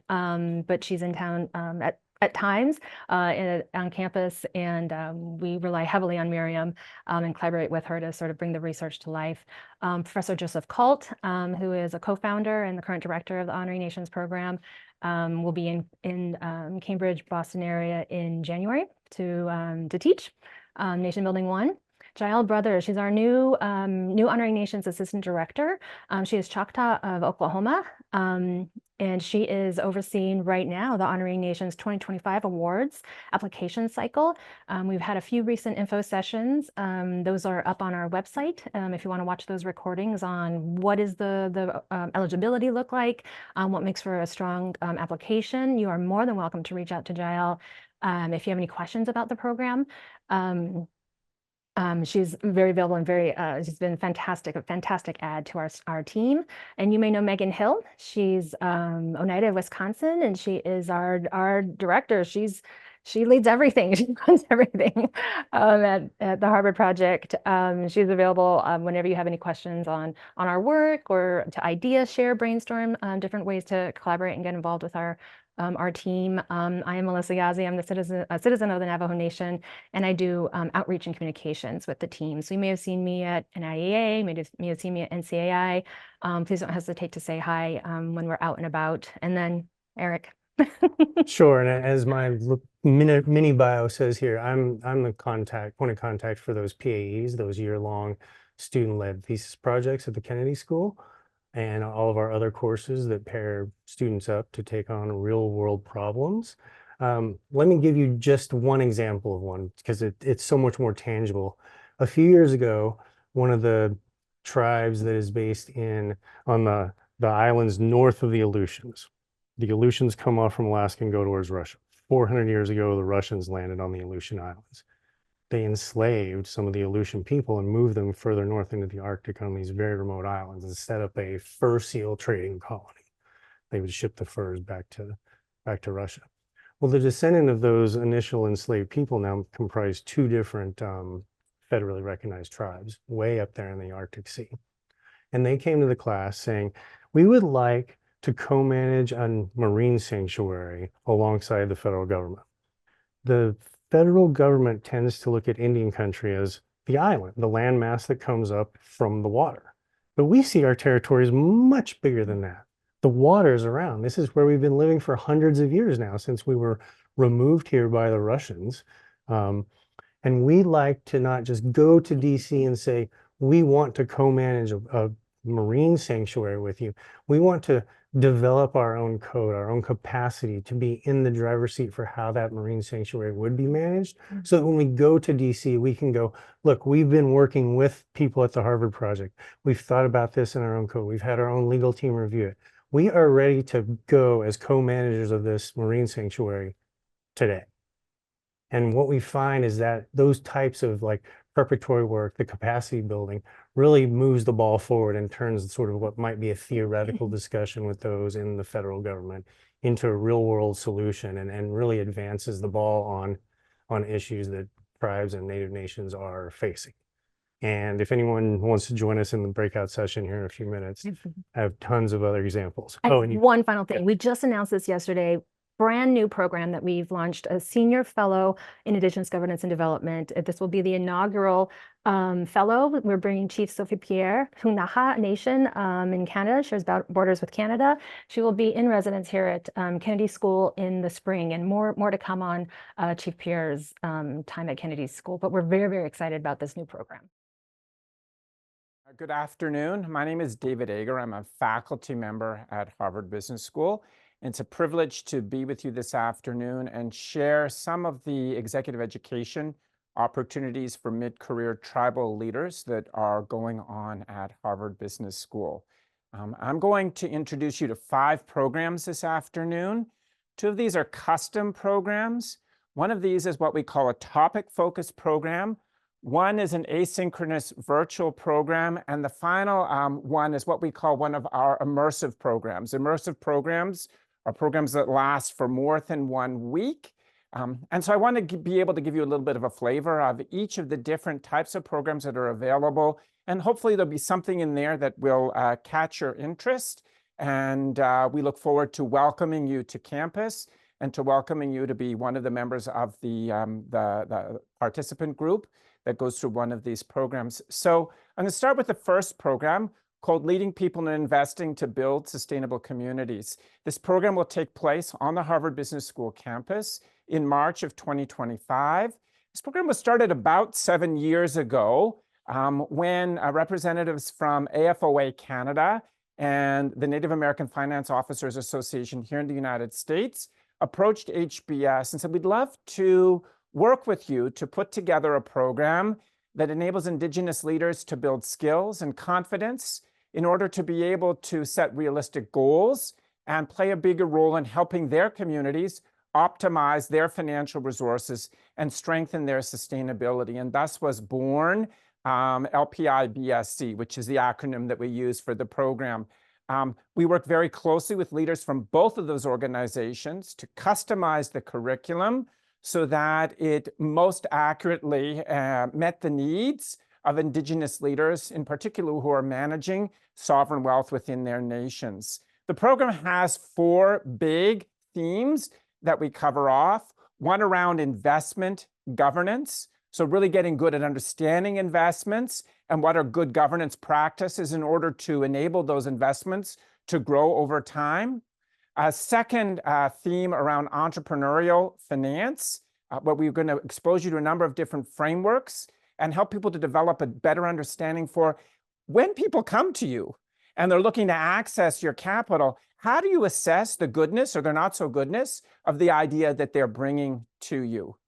Third theme is around negotiations.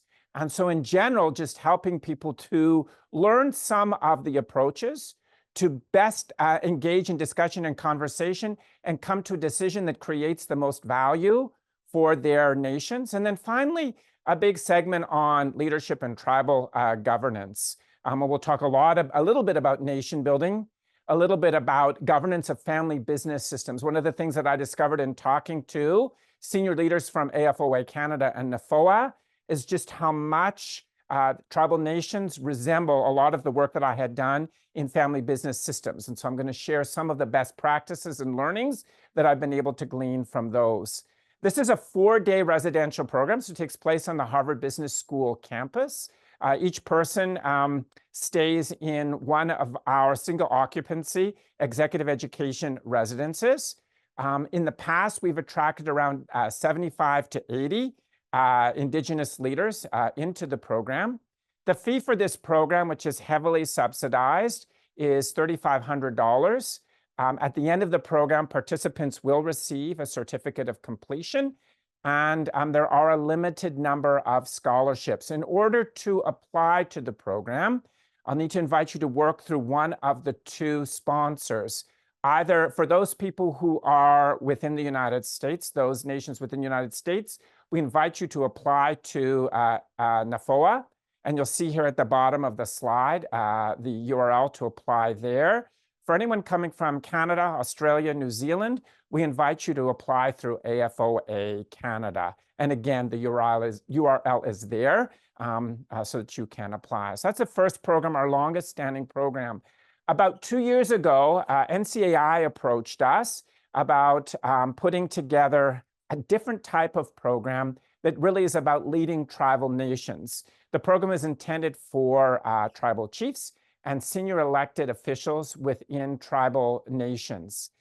The goal here is to equip people with the knowledge, the skills, tools, and strategy that they need in order to be able to advance key priorities within their communities, such as building and protecting tribal sovereignty, supporting healthy tribal governments, and fostering a vibrant tribal community, as well as furthering their capacity for strategic governance.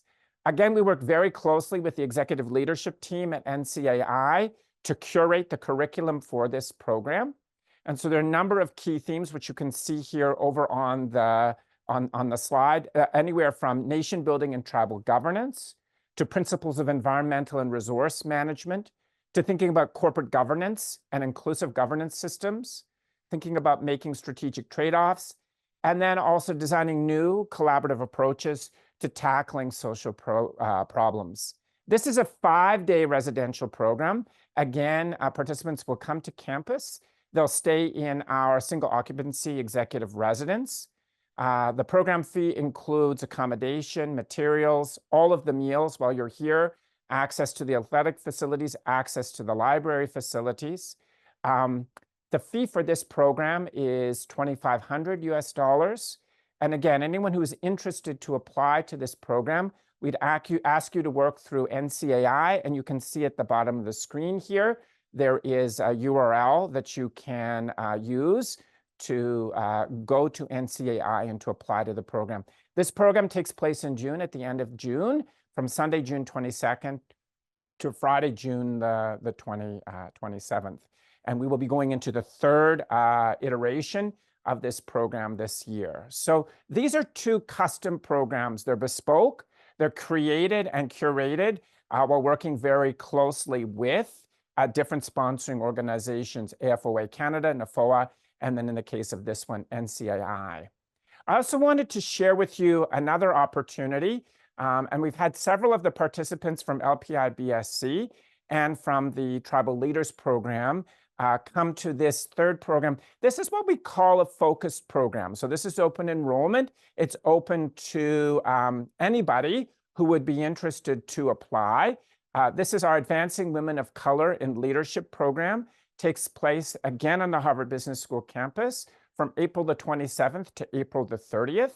The focus of this program is really on leadership, diversity, inclusion, really focusing on how we can create access equally to opportunities throughout organizations, helping participants reach their full ambitions and helping others to do the same, and continuing to build on the contributions of different generational groups. You can see here the key topics or themes that are taken up in this program. Again, this program is open to anybody who is interested to apply, but we have had several participants from LPI-BSC program and from the Tribal Leaders Program attend this. The fee for this program is $5,750. Same thing, on the HBS campus, stay in the executive residence.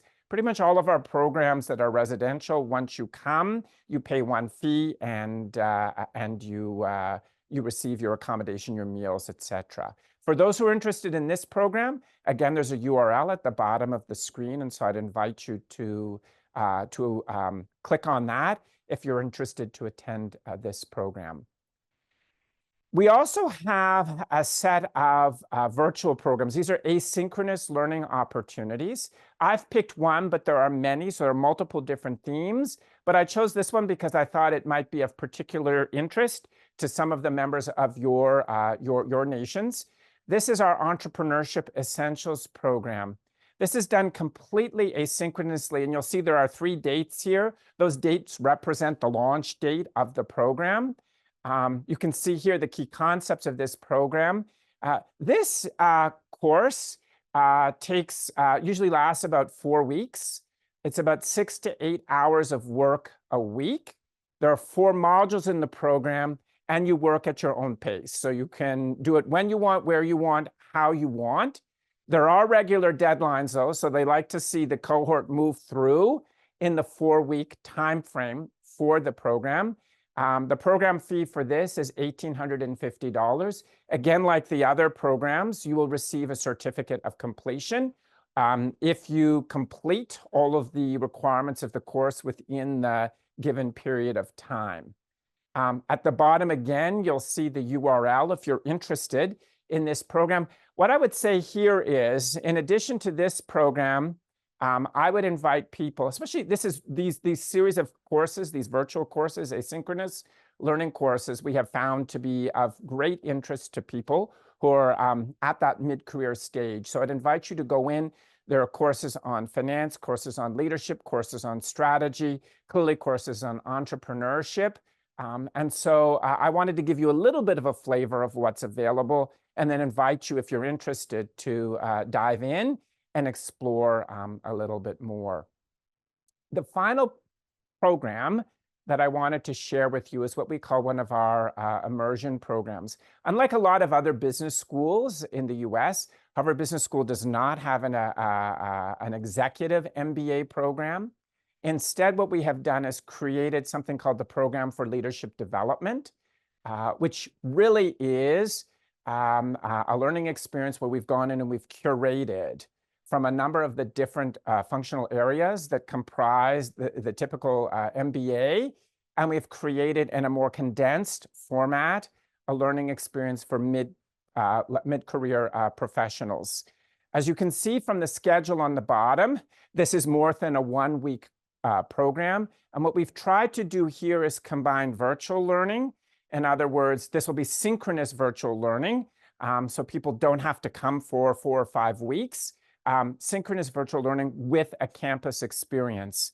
So the schedule here presents what is the calendar for this program, which runs from July 30th, 2025 until January 30th, 2026.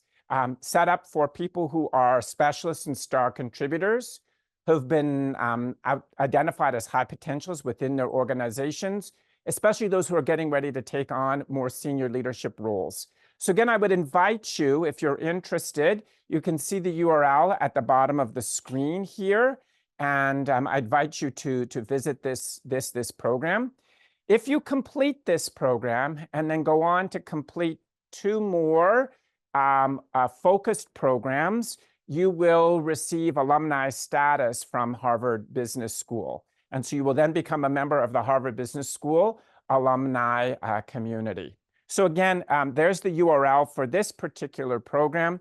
Please feel free to reach out if this is something that's of interest. So what I've done is covered our bespoke programs, the 2 custom programs, giving you a flavor for a 1-week focused program, introduced you to our asynchronous learning opportunities, and then also our immersion programs, our larger leadership programs. And I thought if I have a little bit of time still, what I would do is just give you a bit of a flavor for the Harvard Business School campus experience. And so as I mentioned before, each person stays in their own private executive residence room, athletic facilities, all of the food. Once you get to campus, we will do our best to make sure that you are well taken care of. And so the only thing you need to be thinking about is your learning and what you're doing inside the classroom. For that last program that I mentioned to you, the program on leadership development, as I mentioned, part of the program is done synchronously virtually. And so this is the classroom that we use in order to deliver that particular component, any of the virtual components of the program. So our live online classroom, state of the art at Harvard right now in terms of distance learning. I am not aware of any other school in the world, in fact, who has something quite like this. So I think you'll see it's a very unique, and it's as close to being in the classroom as you're possibly going to get through a virtual learning experience. So I wanted to give you a bit of a flavor of that. And then just remind you, I think one of the things that's very unique about Harvard Business School and Harvard, a lot of our professional schools, is the use of the case method. And so not really intended to tell you what to think, but instead try to engage you in terms of how to think. And what we've seen in the past is that this approach has resonated very powerfully with a lot of learners because it's very practical and very applied. So we're not gonna, there's theory clearly underlying everything that we teach, but the idea is really to be very applied, very hands-on, so that leaders of tribal nations come, they learn a lot of questions, they see how a lot of different leaders in different contexts have addressed different strategic, financial, leadership issues. Gives you a lot of things to be thinking about, a lot of questions to have in your minds, and it allows you to go back into your everyday and begin almost immediately to apply those ideas within your context. And I think the last thing that I would just leave you with is this case method has a lot of different elements to it, which leads it to be successful. But I'll draw your attention to number 2 and number 4. Number 2, when you're here on campus, we organize you in small living groups of 7 to 8 people. You get to know those people very well, and each day in a smaller context, you have an opportunity to work through the case materials for that day. It gives you a chance in a smaller setting to test out your ideas. But we've also found that people following the programs remain very connected to, in particular, people in their learning community. And the last piece is we create space, time for people to reflect on the learning, to take the ideas that they've come across through the day, maybe some of the questions that have come up as a consequence of listening to their fellow participants engage in a case study. And it gives you a chance to reflect and think about how those ideas might be applied in your own community, or it may lead you to all of a sudden come up with 2 or 3 more questions, which at the end of the day, in my experience, is really how we begin to work those how muscles. So again, I just want to thank you for your interest. Please do not hesitate if you have any questions to, I thought my contact information was here. If you have any questions, you want to ask me anything, please do not hesitate to reach out to me, and I'd be happy to answer. So hello, everyone. I'm really thrilled to be here today. My name is Susan Gilman, and I am the head of Tozzer Library, but I am here representing all of Harvard's libraries and archives. And so today I thought we would give you guys an overview of how you might get started working with us and our collections, and talk about how you might access things as well. So to get us started, so for a general overview, the Harvard Library is made up of over 70 libraries and archives, which is quite a big number. Most of them are located here in Cambridge, though we do have one in Boston and one in DC. And each library has its own flavor and feel. Some of our libraries are very contemporary feeling, some of our libraries are a little more traditional. And each of these libraries also has their own subject areas that they focus in on. So we have libraries that focus on fine arts, business, music, and more. For example, my library's focus is on anthropology and Indigenous studies. Okay, so I wanted to talk about how you might get started with navigating library resources. And I think one of the best starting points are our library websites. So we do have one main Harvard Library website, which we view as our sort of front door to library resources. And on this website, you can find information about exhibits, tours, events, locations, hours, and more. In addition to this main library website, each Harvard Library Archive and library has their own individual website with information about that particular space, those collections, and that individual library's access policies. And so to give you a sense, this is our Harvard Library's main website. You can see it's a little more general. We have information about getting started with the libraries, using our special collections and archives, and more. And then this is my library's website. So we have information about highlights from the collection, how to use our library, how to contact us, and that sort of thing. So once you've explored library websites and gotten a sense of our services and programs, you may want to dive into searching or browsing our collections. And there are a number of ways you can do that, but I really wanted to focus in on two key resources that I thought would be the most helpful for you. So the first one is our Hollis catalog, which is the tool you'll hear about the most in connection with the Harvard Library. So this is our main catalog, and it has all of the different items in our library's collections, which at this point number and over 20 million items, which is quite vast. So you can search those items in Hollis. You will also encounter other things in our catalog. So for example, the Harvard Library subscribes to many different services and collections, so those will also be in the catalog as well. It can be a little overwhelming to navigate, so I've put a link on the slide that has information about getting started with searching and tips for advanced searching. And I wanted to show you a screenshot of what a search might look like and give you a few more tips if you're diving into our catalog. So one of my big tips is I like to start simple when I'm searching. I don't put in a ton of keywords. I really start with 1 or 2 words that get at what I'm looking for, which I've done here for you. And you can see the type of things that are showing up are data sets from Harvard's Dataverse, maps, articles. If we were to scroll down, there would be books, newspaper articles, and more. And again, this can be a little tricky. So my other tip for you would be to reach out to the library, and we'll have information about how you can do that in a little bit. And librarians can help you come up with search strategies. So for example, one that I did recently, someone wanted to know every item that we had that was written in Navajo. And there's a way that you can do that in the catalog that's maybe not the most upfront right away, but a librarian can help you figure out how you can build a search like that. All right, another really great tool is Hollis for archival discovery. So this tool is really great if you want to focus in on archival collections. So historic diaries, letters, that sort of thing. Hollis is sort of the big pot of everything. It has everything from old to new, what we bought last month. But Hollis for archival discovery really hones in on those archival collections. And you can see it looks a little different from our main Hollis catalog. It has a, obviously different color and slightly different interface, but I use the same approach. I start with a simple search to see what comes up.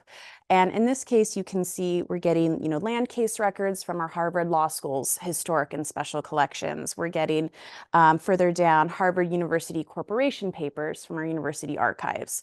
So this is a great place to search, though I will say my other tip for archival searching is reaching out to the library that has a collection you're interested in, because sometimes we have unprocessed collections that might not show up in Hollis for archival discovery. So it's always great to talk to someone because they might have further suggestions for your search.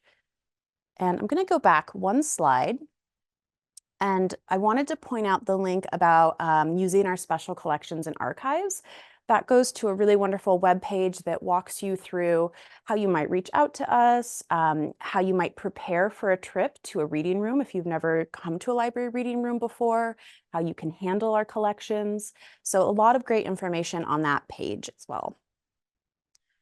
Okay, so we started with some general resources, and I really wanted to shift gears and talk about library resources that support Indigenous scholarship. The first link on this page has a guide for Indigenous communities and how they can work with the library. And it has much of the same information that's in this presentation. I just wanted to make sure that you had a link if you wanted to bookmark it or share it with other folks. In addition to that, we also have our Indigenous Knowledge Collection, which is based at Tozzer Library. And this collection is really meant to center Indigenous voices. So we're primarily purchasing material created by Indigenous authors and creators. We're also really trying to incorporate materials that aren't traditionally thought of in academic libraries. So for example, we have board games in our collection. We also have cookbooks, we have language learning flashcards, we have zines. So we're really trying to expand the bounds of what we think of when we talk about library collections. And we're in the process of switching our purchasing model for this collection so that we're purchasing all of our materials, or as much as possible, from Native-owned bookstores and presses. So if you'd like to come work with this collection, the best thing you can do is reach out to me and we can set up a time for you to come over and have a tour and make an appointment to just sit and work with materials. And I'll have my contact information later in this presentation. All right, so another thing that librarians will do is we like to create research guides on particular topics that are designed to help scholars think about where they might look beyond Hollis or our catalog. So we have a variety of these research guides. The top one is a general one on Indigenous studies. We also have one on Indigenous language resources that has those tips for searching the catalog in it as well. We have one on Indigenous music, federal law. We're working on one related to art. So the list goes on. But I wanted to show you what one of them looks like. So you can see they're basically lists of resources that we would recommend. And if you were to scroll down, you would see, again, more bullet points with summaries of what you're looking at. And it's a mix of Harvard materials, but also freely available materials, because we want these resources to be helpful for the Harvard community, but also for the general public. So if you're interested in a topic and aren't sure where to start, this is another really great place to browse and take a look at what we have here. All right, so we've talked about how you might begin browsing our collections and learning about our services, but I wanted to get to the good stuff, which is how you actually come and visit us and access our collections. So I think one of the things that isn't widely known is that Harvard libraries offer free access to their archives and special collections. And many of our libraries have archives and special collections that would fall under that access policy. So my advice to you, if you want to plan a visit to a library, I think there are a couple approaches, because each library does set its own visitor policy, so it can be a little complicated. So my first tip would be to, if you know what library you want to work with, like for example, you wanted to come to the Indigenous Knowledge Collection, reach out to that specific library, and the staff there would be happy to work with you to plan your visit and discuss your research needs.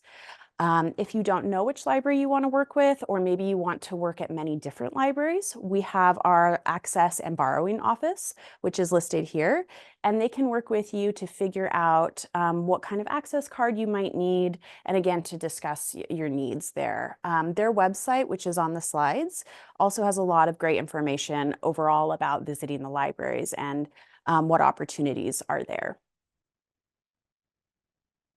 Okay, and this is just a slide. We had a group of Nahuatl scholars come to the library, some who are Harvard students and some who are local community members, to work with our collections for one of their conferences. In addition to our access policies, I wanted to highlight our grants and fellowships. We do have many grants that are available to the general public, and all of the information is listed on that website. And then we also have diversity fellowships and internships. So these are opportunities that are really aimed at emerging professionals in the field of library science or related fields that are meant to focus on groups that have been historically underrepresented in libraries. So through these internships and fellowships, young professionals can come work with the Harvard Library for a more extended period of time. They get mentoring not just from their direct supervisor, but from units across the Harvard Library, and they get professional development support.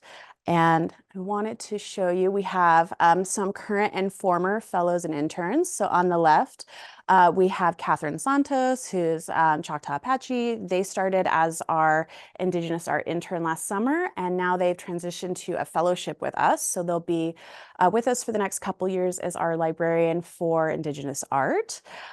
We had Julie Fevish, who started with Deanna, who started with us as a fellow for as a librarian for Indigenous studies, and then that position transitioned to a full-time role. They've since moved back home to California, but that role is now open and we'll be rehiring for it soon. And then on the right, we have Joseph Siwi, who is Wendat and was our intern last summer in the music library working on song. And it's been really great to keep in touch with them. I saw them just last week. We had dinner, and it's been really wonderful to foster those connections and get to work with them. Okay.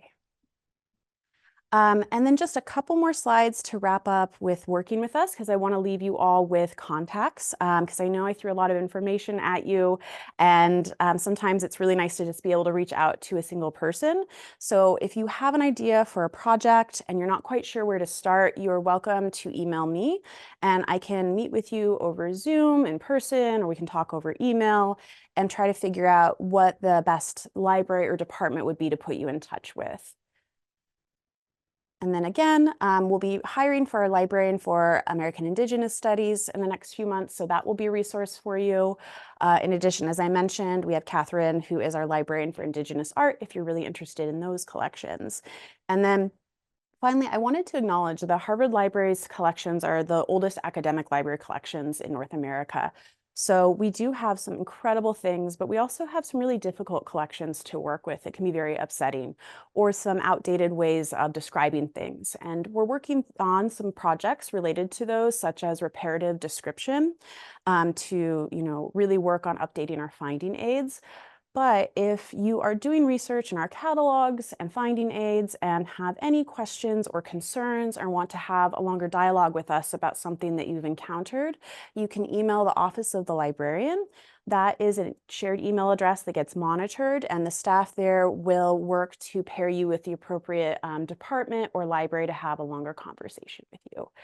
And with that, that wraps up everything that I wanted to share with you all. I think, there's so much you can say about our libraries, but those are all of the highlights and I think the best starting points. And so with that, I want to thank you so much for your time. All right. Hello, everyone.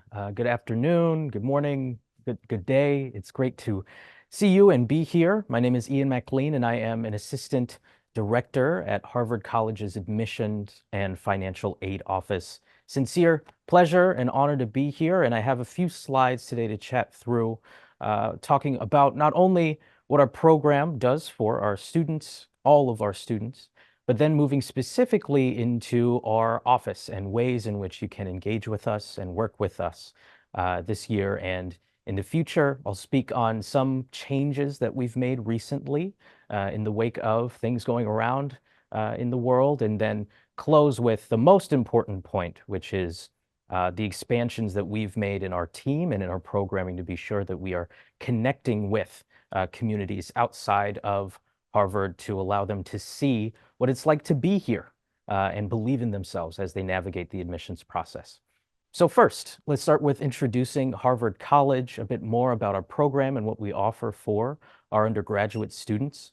Our current students are able to access so many different fantastic pieces of the community, our graduate schools, our libraries, folks who have presented earlier today. However, I'm just going to focus on what we provide for our undergraduates for these few slides. Harvard College is the main undergraduate program for the university. We have about 7,000 students, 1,650 per each class. They all come from all 50 states of the US, as well as over 100 different countries. And we do our best and have done our best for many, many years now to stick to our mission in how we work with our students, which is to educate the citizens and citizen leaders of our society. And these students, as we work with them in this mission, are also guided by a relatively new criteria for achieving that mission called intellectual vitality, which means that as students are arriving from all different types of communities, all different opinions, all different backgrounds, they will likely encounter different opinions from their own, and we want to ensure that both in community and in the classroom, this is a space for learning, sharing opinions, being curious, So regardless of where you're coming from, you have the ability to have your voice heard, develop your voice and opinions in the classroom. You're also being able to learn about others in a space that is respectful and curious. I'll also mention that nearly all of our undergraduates, over 98% of them, are living on campus in community with each other. I'm talking about this on this slide where you're able to see a bit of our campus in Cambridge. It is a wonderful space that really focuses on community. And I'll talk about this in a bit, but in having worked not only at Harvard, but also other institutions, what I found to be really significant here for our undergraduates and then in what makes it unique is the extent to which students are really learning and living alongside each other. There are notes of competition and worries about what it can be like to be in a space that is so heavily talked about outside our doors. But once students are here, once staff are here, once faculty are here, it's all about supporting each other, regardless of circumstance and background, to ensure that everybody is successful. And that's part of why we feel we have been so successful in allowing for 98% of our undergraduates to graduate within 4 years and move on to work in brilliant careers. So now to get into what we actually really want to talk about, which is ways that we can connect with communities across the country. I'll start with our admissions office and process. In the last year, we're moving out of the Supreme Court case decision that changed how we're able to think about race and ethnicity, not only in selection of students, but also in recruitment. I've gotten a lot of questions from leaders within communities and community-based organizations on how we are responding to this. How are we moving forward? Well, one thing to note is that while we are no longer able to consider race and ethnicity in the same way we did before, there are some ways in which we are still able to think about this. So for instance, if a student is coming from a community or identity that they would like to share more about in saying how they individually experience this identity and how it's allowed them to find their passion or connect with others or think about academics or their future differently, that's something that we can take into account and will take into account when going through our admissions review. The point of having all these different figures on the slide is really to share that everything matters. The one piece of the process looks much different than it did before, we're still going to have all of these other pieces to use and think about a student in context. We practice holistic review, or we like to call it whole person review, which allows us to consider how students individually within their context are succeeding and pushing themselves to be successful. Further from that, when we're thinking about Native and Indigenous students and communities, for students who are tribal citizens and have that status, they're also able to put that in their application. And we have been able to see that as well, because rather than thinking just about race or ethnicity, that's also a political status. So it's slightly different in our review process that we can still consider that and do encourage for students to share about their identities. We have specific questions within our application that allows for students to share more about their community, their identity, how they relate to it. They are not required by any means to fill that out, but if they would like to, if they feel like that's important for us to know as we're reading through applications, taking into account how they may interact with the Harvard College community, please do feel free to share. I also want to note the extent to which our admissions office has had partnerships and built relationships so far. When we think of the word partnerships explicitly, where it means building a contract or a memorandum of understanding for building programs together with other groups, it's worth noting that so far we don't have that many, partly because of for how many years we've been involved in litigation and other processes. However, one of our most significant partnerships, one of the most special partnerships, in my opinion, is our work with College Horizons, a group that works with Indigenous and Native youth across the country to expose them to colleges like Harvard and prepare them for the college search and application process. And even further, we are very proud to partner with College Horizons. And in good news, in the wake of this decision, we're having to change a lot of things. The landscape looks much different for undergraduate admissions than it did prior to last year. And so we're looking to expand partnerships, relationships with different groups. And so I'll speak about this on that last slide, like I mentioned, but just want to note it here, that is something we are thinking about and has been for many years part of our suite of partnerships we have. Last thing I want to touch on before getting to that big slide is the extent to which we're able to support students financially at Harvard College. We're one of very few that have this amount of resources that we're pouring into undergraduates for their financial aid, being sure that they're able to afford their time here and really not have to worry about what it may cost. I know that the sticker price that folks may hear about in the news for Harvard is quite high.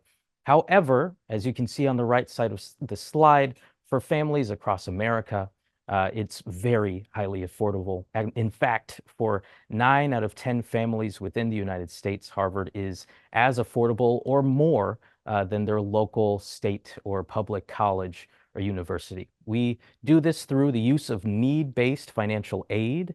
We meet 100% of students' demonstrated need. What that means is, as they're filling out financial aid applications, we're calculating really what can you afford to pay given your income and assets and some basic information. And if you are earning, or the family is earning, the household is earning $85,000 and under with typical assets, families and parents aren't having to pay anything. In fact, we are providing grants and resources to students not only in their first year, but also in their junior year to be sure that as they're transitioning to college, they have the support they need to buy textbooks, laptops, even furniture for their residence halls once they step onto campus. In their junior year, we have what we call startup grants, where they're beginning to think about their careers, or would they like to do research? Would they like to prepare for interviews? So we have an additional grant that students can use to buy interview clothing or prepare for graduate exams when they're thinking about law school, business school, and more. So one part of what makes Harvard particularly special to me is the extent to which we're able to financially support our students and be sure that they graduate without a high amount of debt. 100% of our students and families are able to graduate without debt. Like I mentioned, all of our financial aid with our initial packages are grant-based, and if students would still like to take out loans after that, they may. But to get to the most important part of the presentation, resources that we have that allows us to connect with you and your communities and other folks around the country. We have expanded our staff. The two most important and relevant positions to mention are, first, our Associate Director of Outreach and Recruitment, my manager, Ellie Brooks. She's been a wonderful leader in thinking about our budget, thinking about the teams that we have that are focused on reaching out to different communities and expanding those thoughtfully, not only thinking about what will things look like this year, getting in touch with partners at HUNAP and other spaces around Harvard and further beyond, but also being sure that that follow-up connection can be further bolstered throughout the next 3, 5, and 10 years. We have my position. So like I mentioned, I'm an assistant director in the office. I focus specifically on recruitment and outreach. I'm our office's contact point for communities and community-based organizations if they're looking to visit campus. That's if they're visiting in person or virtually. If you'd like to have us host a webinar, I can speak to your group myself, talk a little bit more about Harvard College and the resources we have. I also have teams of students that I manage, current students at Harvard that can speak more to what the student life is like on campus. And we can provide tours if you come to campus as well. My job is actually outside of our reading process, and that allows for me to think a bit more carefully and intensely about our strategies in reaching out to communities that are under-resourced or underrepresented in Harvard and in higher education. So it is my job to interact with folks who are interested in learning more about how they can advocate for their students and better navigate the college search and application process. The last thing I'll mention is that we have 2 recruitment groups of current students that also do this work. So if you are within a community working with high schoolers or younger who are seeking out resources, seeking to better understand what college can be like. We have the Undergraduate Minority Recruitment Program that I manage directly alongside our director that actually works with College Horizons at Harvard. We manage 12 students who are there solely to share with students their experiences. One of those students is a student leader within our Native and Indigenous community. She's been with us for 2 years now and does an amazing job. I'll also mention the Harvard College Connection group that I help work with and am helping to expand their programming as well. They work primarily with international, but also rural and small town students. We know that some Native and Indigenous communities are within small town and rural areas in the United States. So if students have questions, rather than asking about what is Native and Indigenous life like on campus, perhaps they have questions about what it's like to transition from their hometown to Cambridge or Boston, a space that has a lot of hustle and bustle, and we have students and staff there ready to answer those questions as well. So if you are interested in hearing more about Harvard College, if you're interested in having a group come to see us and learn more about our communities, what we offer, perhaps how to apply to college, perhaps thinking about our financial aid process and how to apply there, please do reach out. This is my focus. This is almost entirely my position. So my email is here on this slide. It's also available on our informational one-pager that I sent out. We also have group visits. If you are looking to bring your group to campus, I'm going to be the primary contact anyway, but we have a specific inbox where we discuss logistics and what things might look like, our availability throughout the year, and whether it might be better to visit here versus another space on campus, or meet with our crew virtually prior to arrival. So lots of different ways in which we can get in touch with you. I recognize there's not a ton of resources on that last page, but we are working to expand and be better in being in community with our neighbors, both in Cambridge and Boston, New England, and even further beyond. And happy to chat with folks more about this via questions here or in our breakout group that's going to happen right after. So thank you so much, everybody. I hope that this was helpful for you in learning more about ways you can get in touch with our office. Hi, everyone. I'm Nithika Sivakumar. And I'm Michael Friedman. And we are from the Akina Wampanoag Outreach Group. It's a collaboration between students and faculty at the Harvard School of Dental Medicine and at the Cambridge Health Alliance.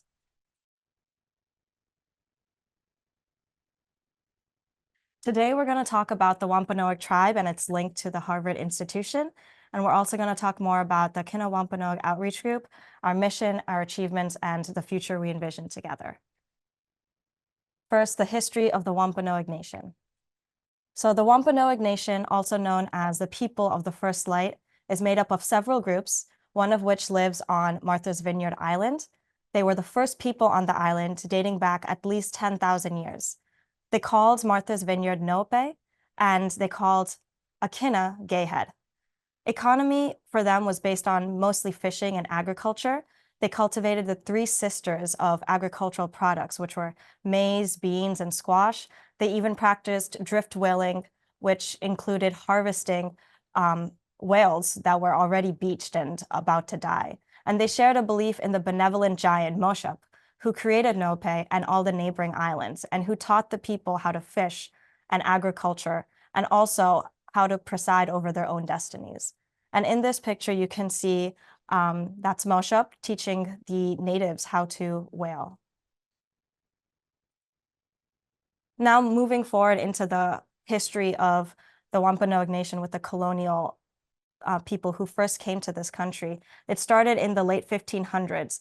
The initial encounters were not very good for the Wampanoag individuals and included capture and even enslavement. One of the Wampanoag individuals, Tisquantum, also known as Squanto, was enslaved by the Spaniards and later returned home to find his tribe had been decimated by an epidemic from 1616 to 1619. The following year, the Pilgrims arrived in 1620 to Plymouth Rock, and it was due to the Wampanoag people passing on their critical agricultural and fishing knowledge that these original settlers were able to survive the first year here. And in honor of this, the first Thanksgiving was celebrated in 1621. And this marked a very brief alliance, and we know historically that this did not end well. So tragically, there was a decline in the Wampanoag population marked by disease and war and the ongoing slave trade, which really devastated the majority of the Wampanoag communities. Now looking more at the history of Harvard in relation to the Wampanoag tribe, really starts at the Harvard Charter of 1650. The Harvard University sought to offer the education of the English and Indian youth of this country and promised to extend their resources to the Wampanoag tribe as well as other Native communities. And in this vein, they opened the Harvard Indian School in 1655. And in 1665, Caleb Chishatemuk, who is pictured in the left, graduated, and he became the first and only scholar to graduate from the Harvard Indian School. And eventually the school went into disrepair and was closed in the 1690s, and took over 346 years for the next Wampanoag to graduate from the Harvard institution. So looking today at what the university's legacy is with the Native American communities, the first tenured professor who is of Native American faculty was only in 2018, and currently only about 1% of Harvard students identify as Native American. And the first Wampanoag to attend Harvard Law School was the class of 2024 and is the chairwoman Andreas Maltese' daughter. So there's still a lot that can be done and should be done to include Native Americans like the 1650 charter stated it would. And now going back to our mission, which is dental in nature, we want to see what is the needs of the Native American community when it comes to dental care. And we see that across age groups, dental caries, which is cavities, is almost double the amount untreated in Wampanoag and other American Indian and American Native populations. This is very concerning to us because cavities are not only very preventable, but also very treatable diseases, which can cause many other problems, both medically and dentally. We also see similar percentages when it comes to periodontal disease, which is diseases of the bones and the gums. We see that it's basically double what the other overall American population sees. So this shows us that a lot of American Indians are going without the care that they need. This can lead to tooth loss and premature health risks in a lot of ways, which we can answer if people have more questions on. Thank you so much, Nikki. So we use this history and data to sort of color what we want to do with our organization, which I'll be discussing a little bit more about. So sort of to catch you guys up as to what we're looking to do, basically amongst the Wampanoag tribe, Mashpee and Kina are the two federally recognized tribes. Right now in Martha's Vineyard, there's about 354 members living on island. Martha's Vineyard Hospital had a dental wing that has since shut down during COVID, which left a vacuum of a dental home missing for the Wampanoag people living on the island. So our mission then is to support the tribe establish their own dental clinic. So what this means is that this is not a Harvard dental clinic. This is the tribe's dental clinic that we're here to support in any way that we can. Breaking that down into the aims is that we're looking to increase access to oral health care for the members of the tribe, increase access to dental education and knowledge, and inspire youth about careers in healthcare. So some of our current goals and achievements kind of go hand in hand. We use this slide to sort of overview some of the things we've done and we'll be going into further throughout the rest of this presentation. So the establishment of a dental home for them, right now, we're at a great time because we have a location on island ready to be converted into a dental clinic. We have our supplies there, and it's been an amazing joy to be working with this team and getting to this point with the hopes of opening this dental clinic this coming spring. We have been continuously looking for sustainable funding sources to sort of be able to contribute more to this dental clinic and our other programs, including the youth engagement and outreach. And lastly, for us as students, we're looking to practice cultural humility. For a lot of us, this is our first time engaging with the Native American population and interacting in that way. So it's a very amazing opportunity for students to learn more about this culture. And lastly, we're looking to about how we can do an integrated care approach, basically merging more than just dental needs and care, and really taking an opportunity to take that step back.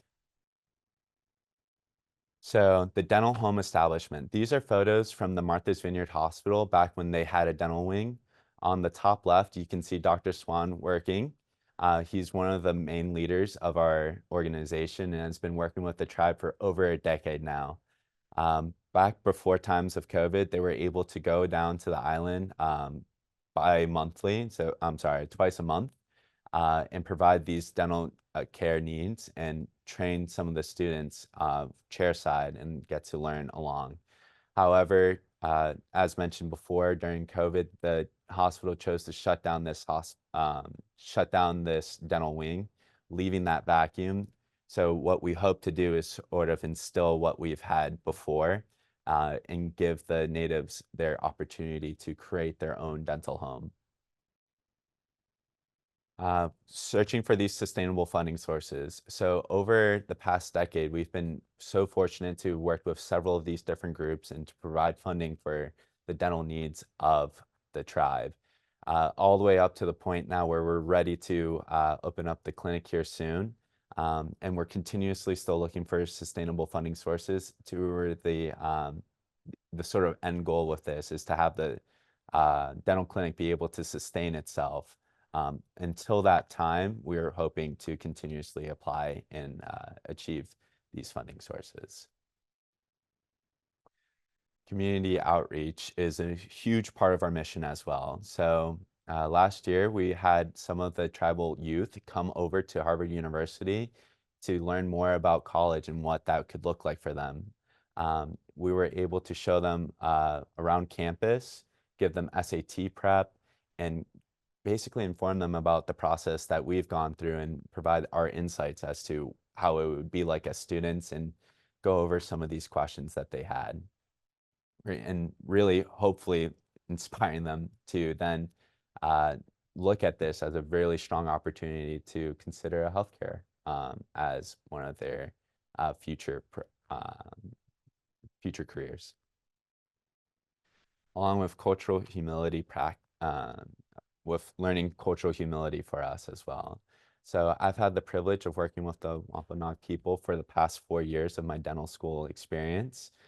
Here we've been providing oral health and hygiene education at the powwows and participated at many of their events that they've invited us down to. One of the things that really stuck out to me was the Julie Vanderhoop's Orange Peel Bakery, where she introduced herself to us and talked about what this honor system was about. Basically, she's there to provide food 24/7 on an honor system, whether she's there or not there for the community. And I think that was something that I and many of the people that were down there learning about how beautiful it is to really instill trust within the community and what we can bring back to our communities as well. So really, what I'm trying to say here is that it's a two-way street. As much as we're over to help, happy to help and insistent on providing support, we students are also learning a substantial amount from the tribe as well. One other key important thing or takeaway that us as students have gotten was the medicine wheel. So for us, it is so important, especially as oral health care providers, is to take a step back and really be able to integrate more than just the mouth and more than just what we stare at every day, and really use this as an opportunity to see more of what's going on in people's lives and to really consider health in a holistic sense. So here in the medicine wheel with the soul at the center, that's something that we students are going to take for the rest of our careers and hope to instill our practice and eventually wherever we may end up. So with that being said, thank you so much for your time and attention. We really appreciate it, and we'll be right around for questions soon here shortly. Thank you. Thank you for all those who attended today.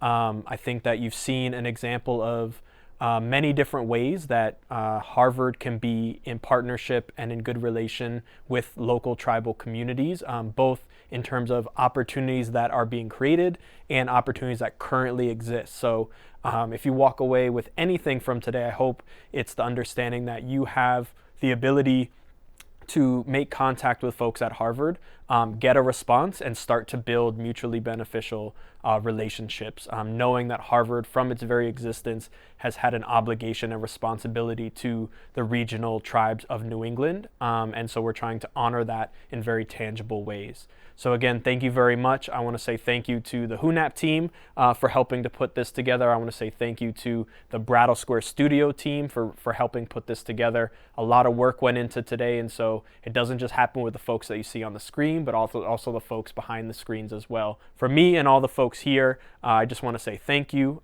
for attending, and we look forward to our future conversations and partnerships.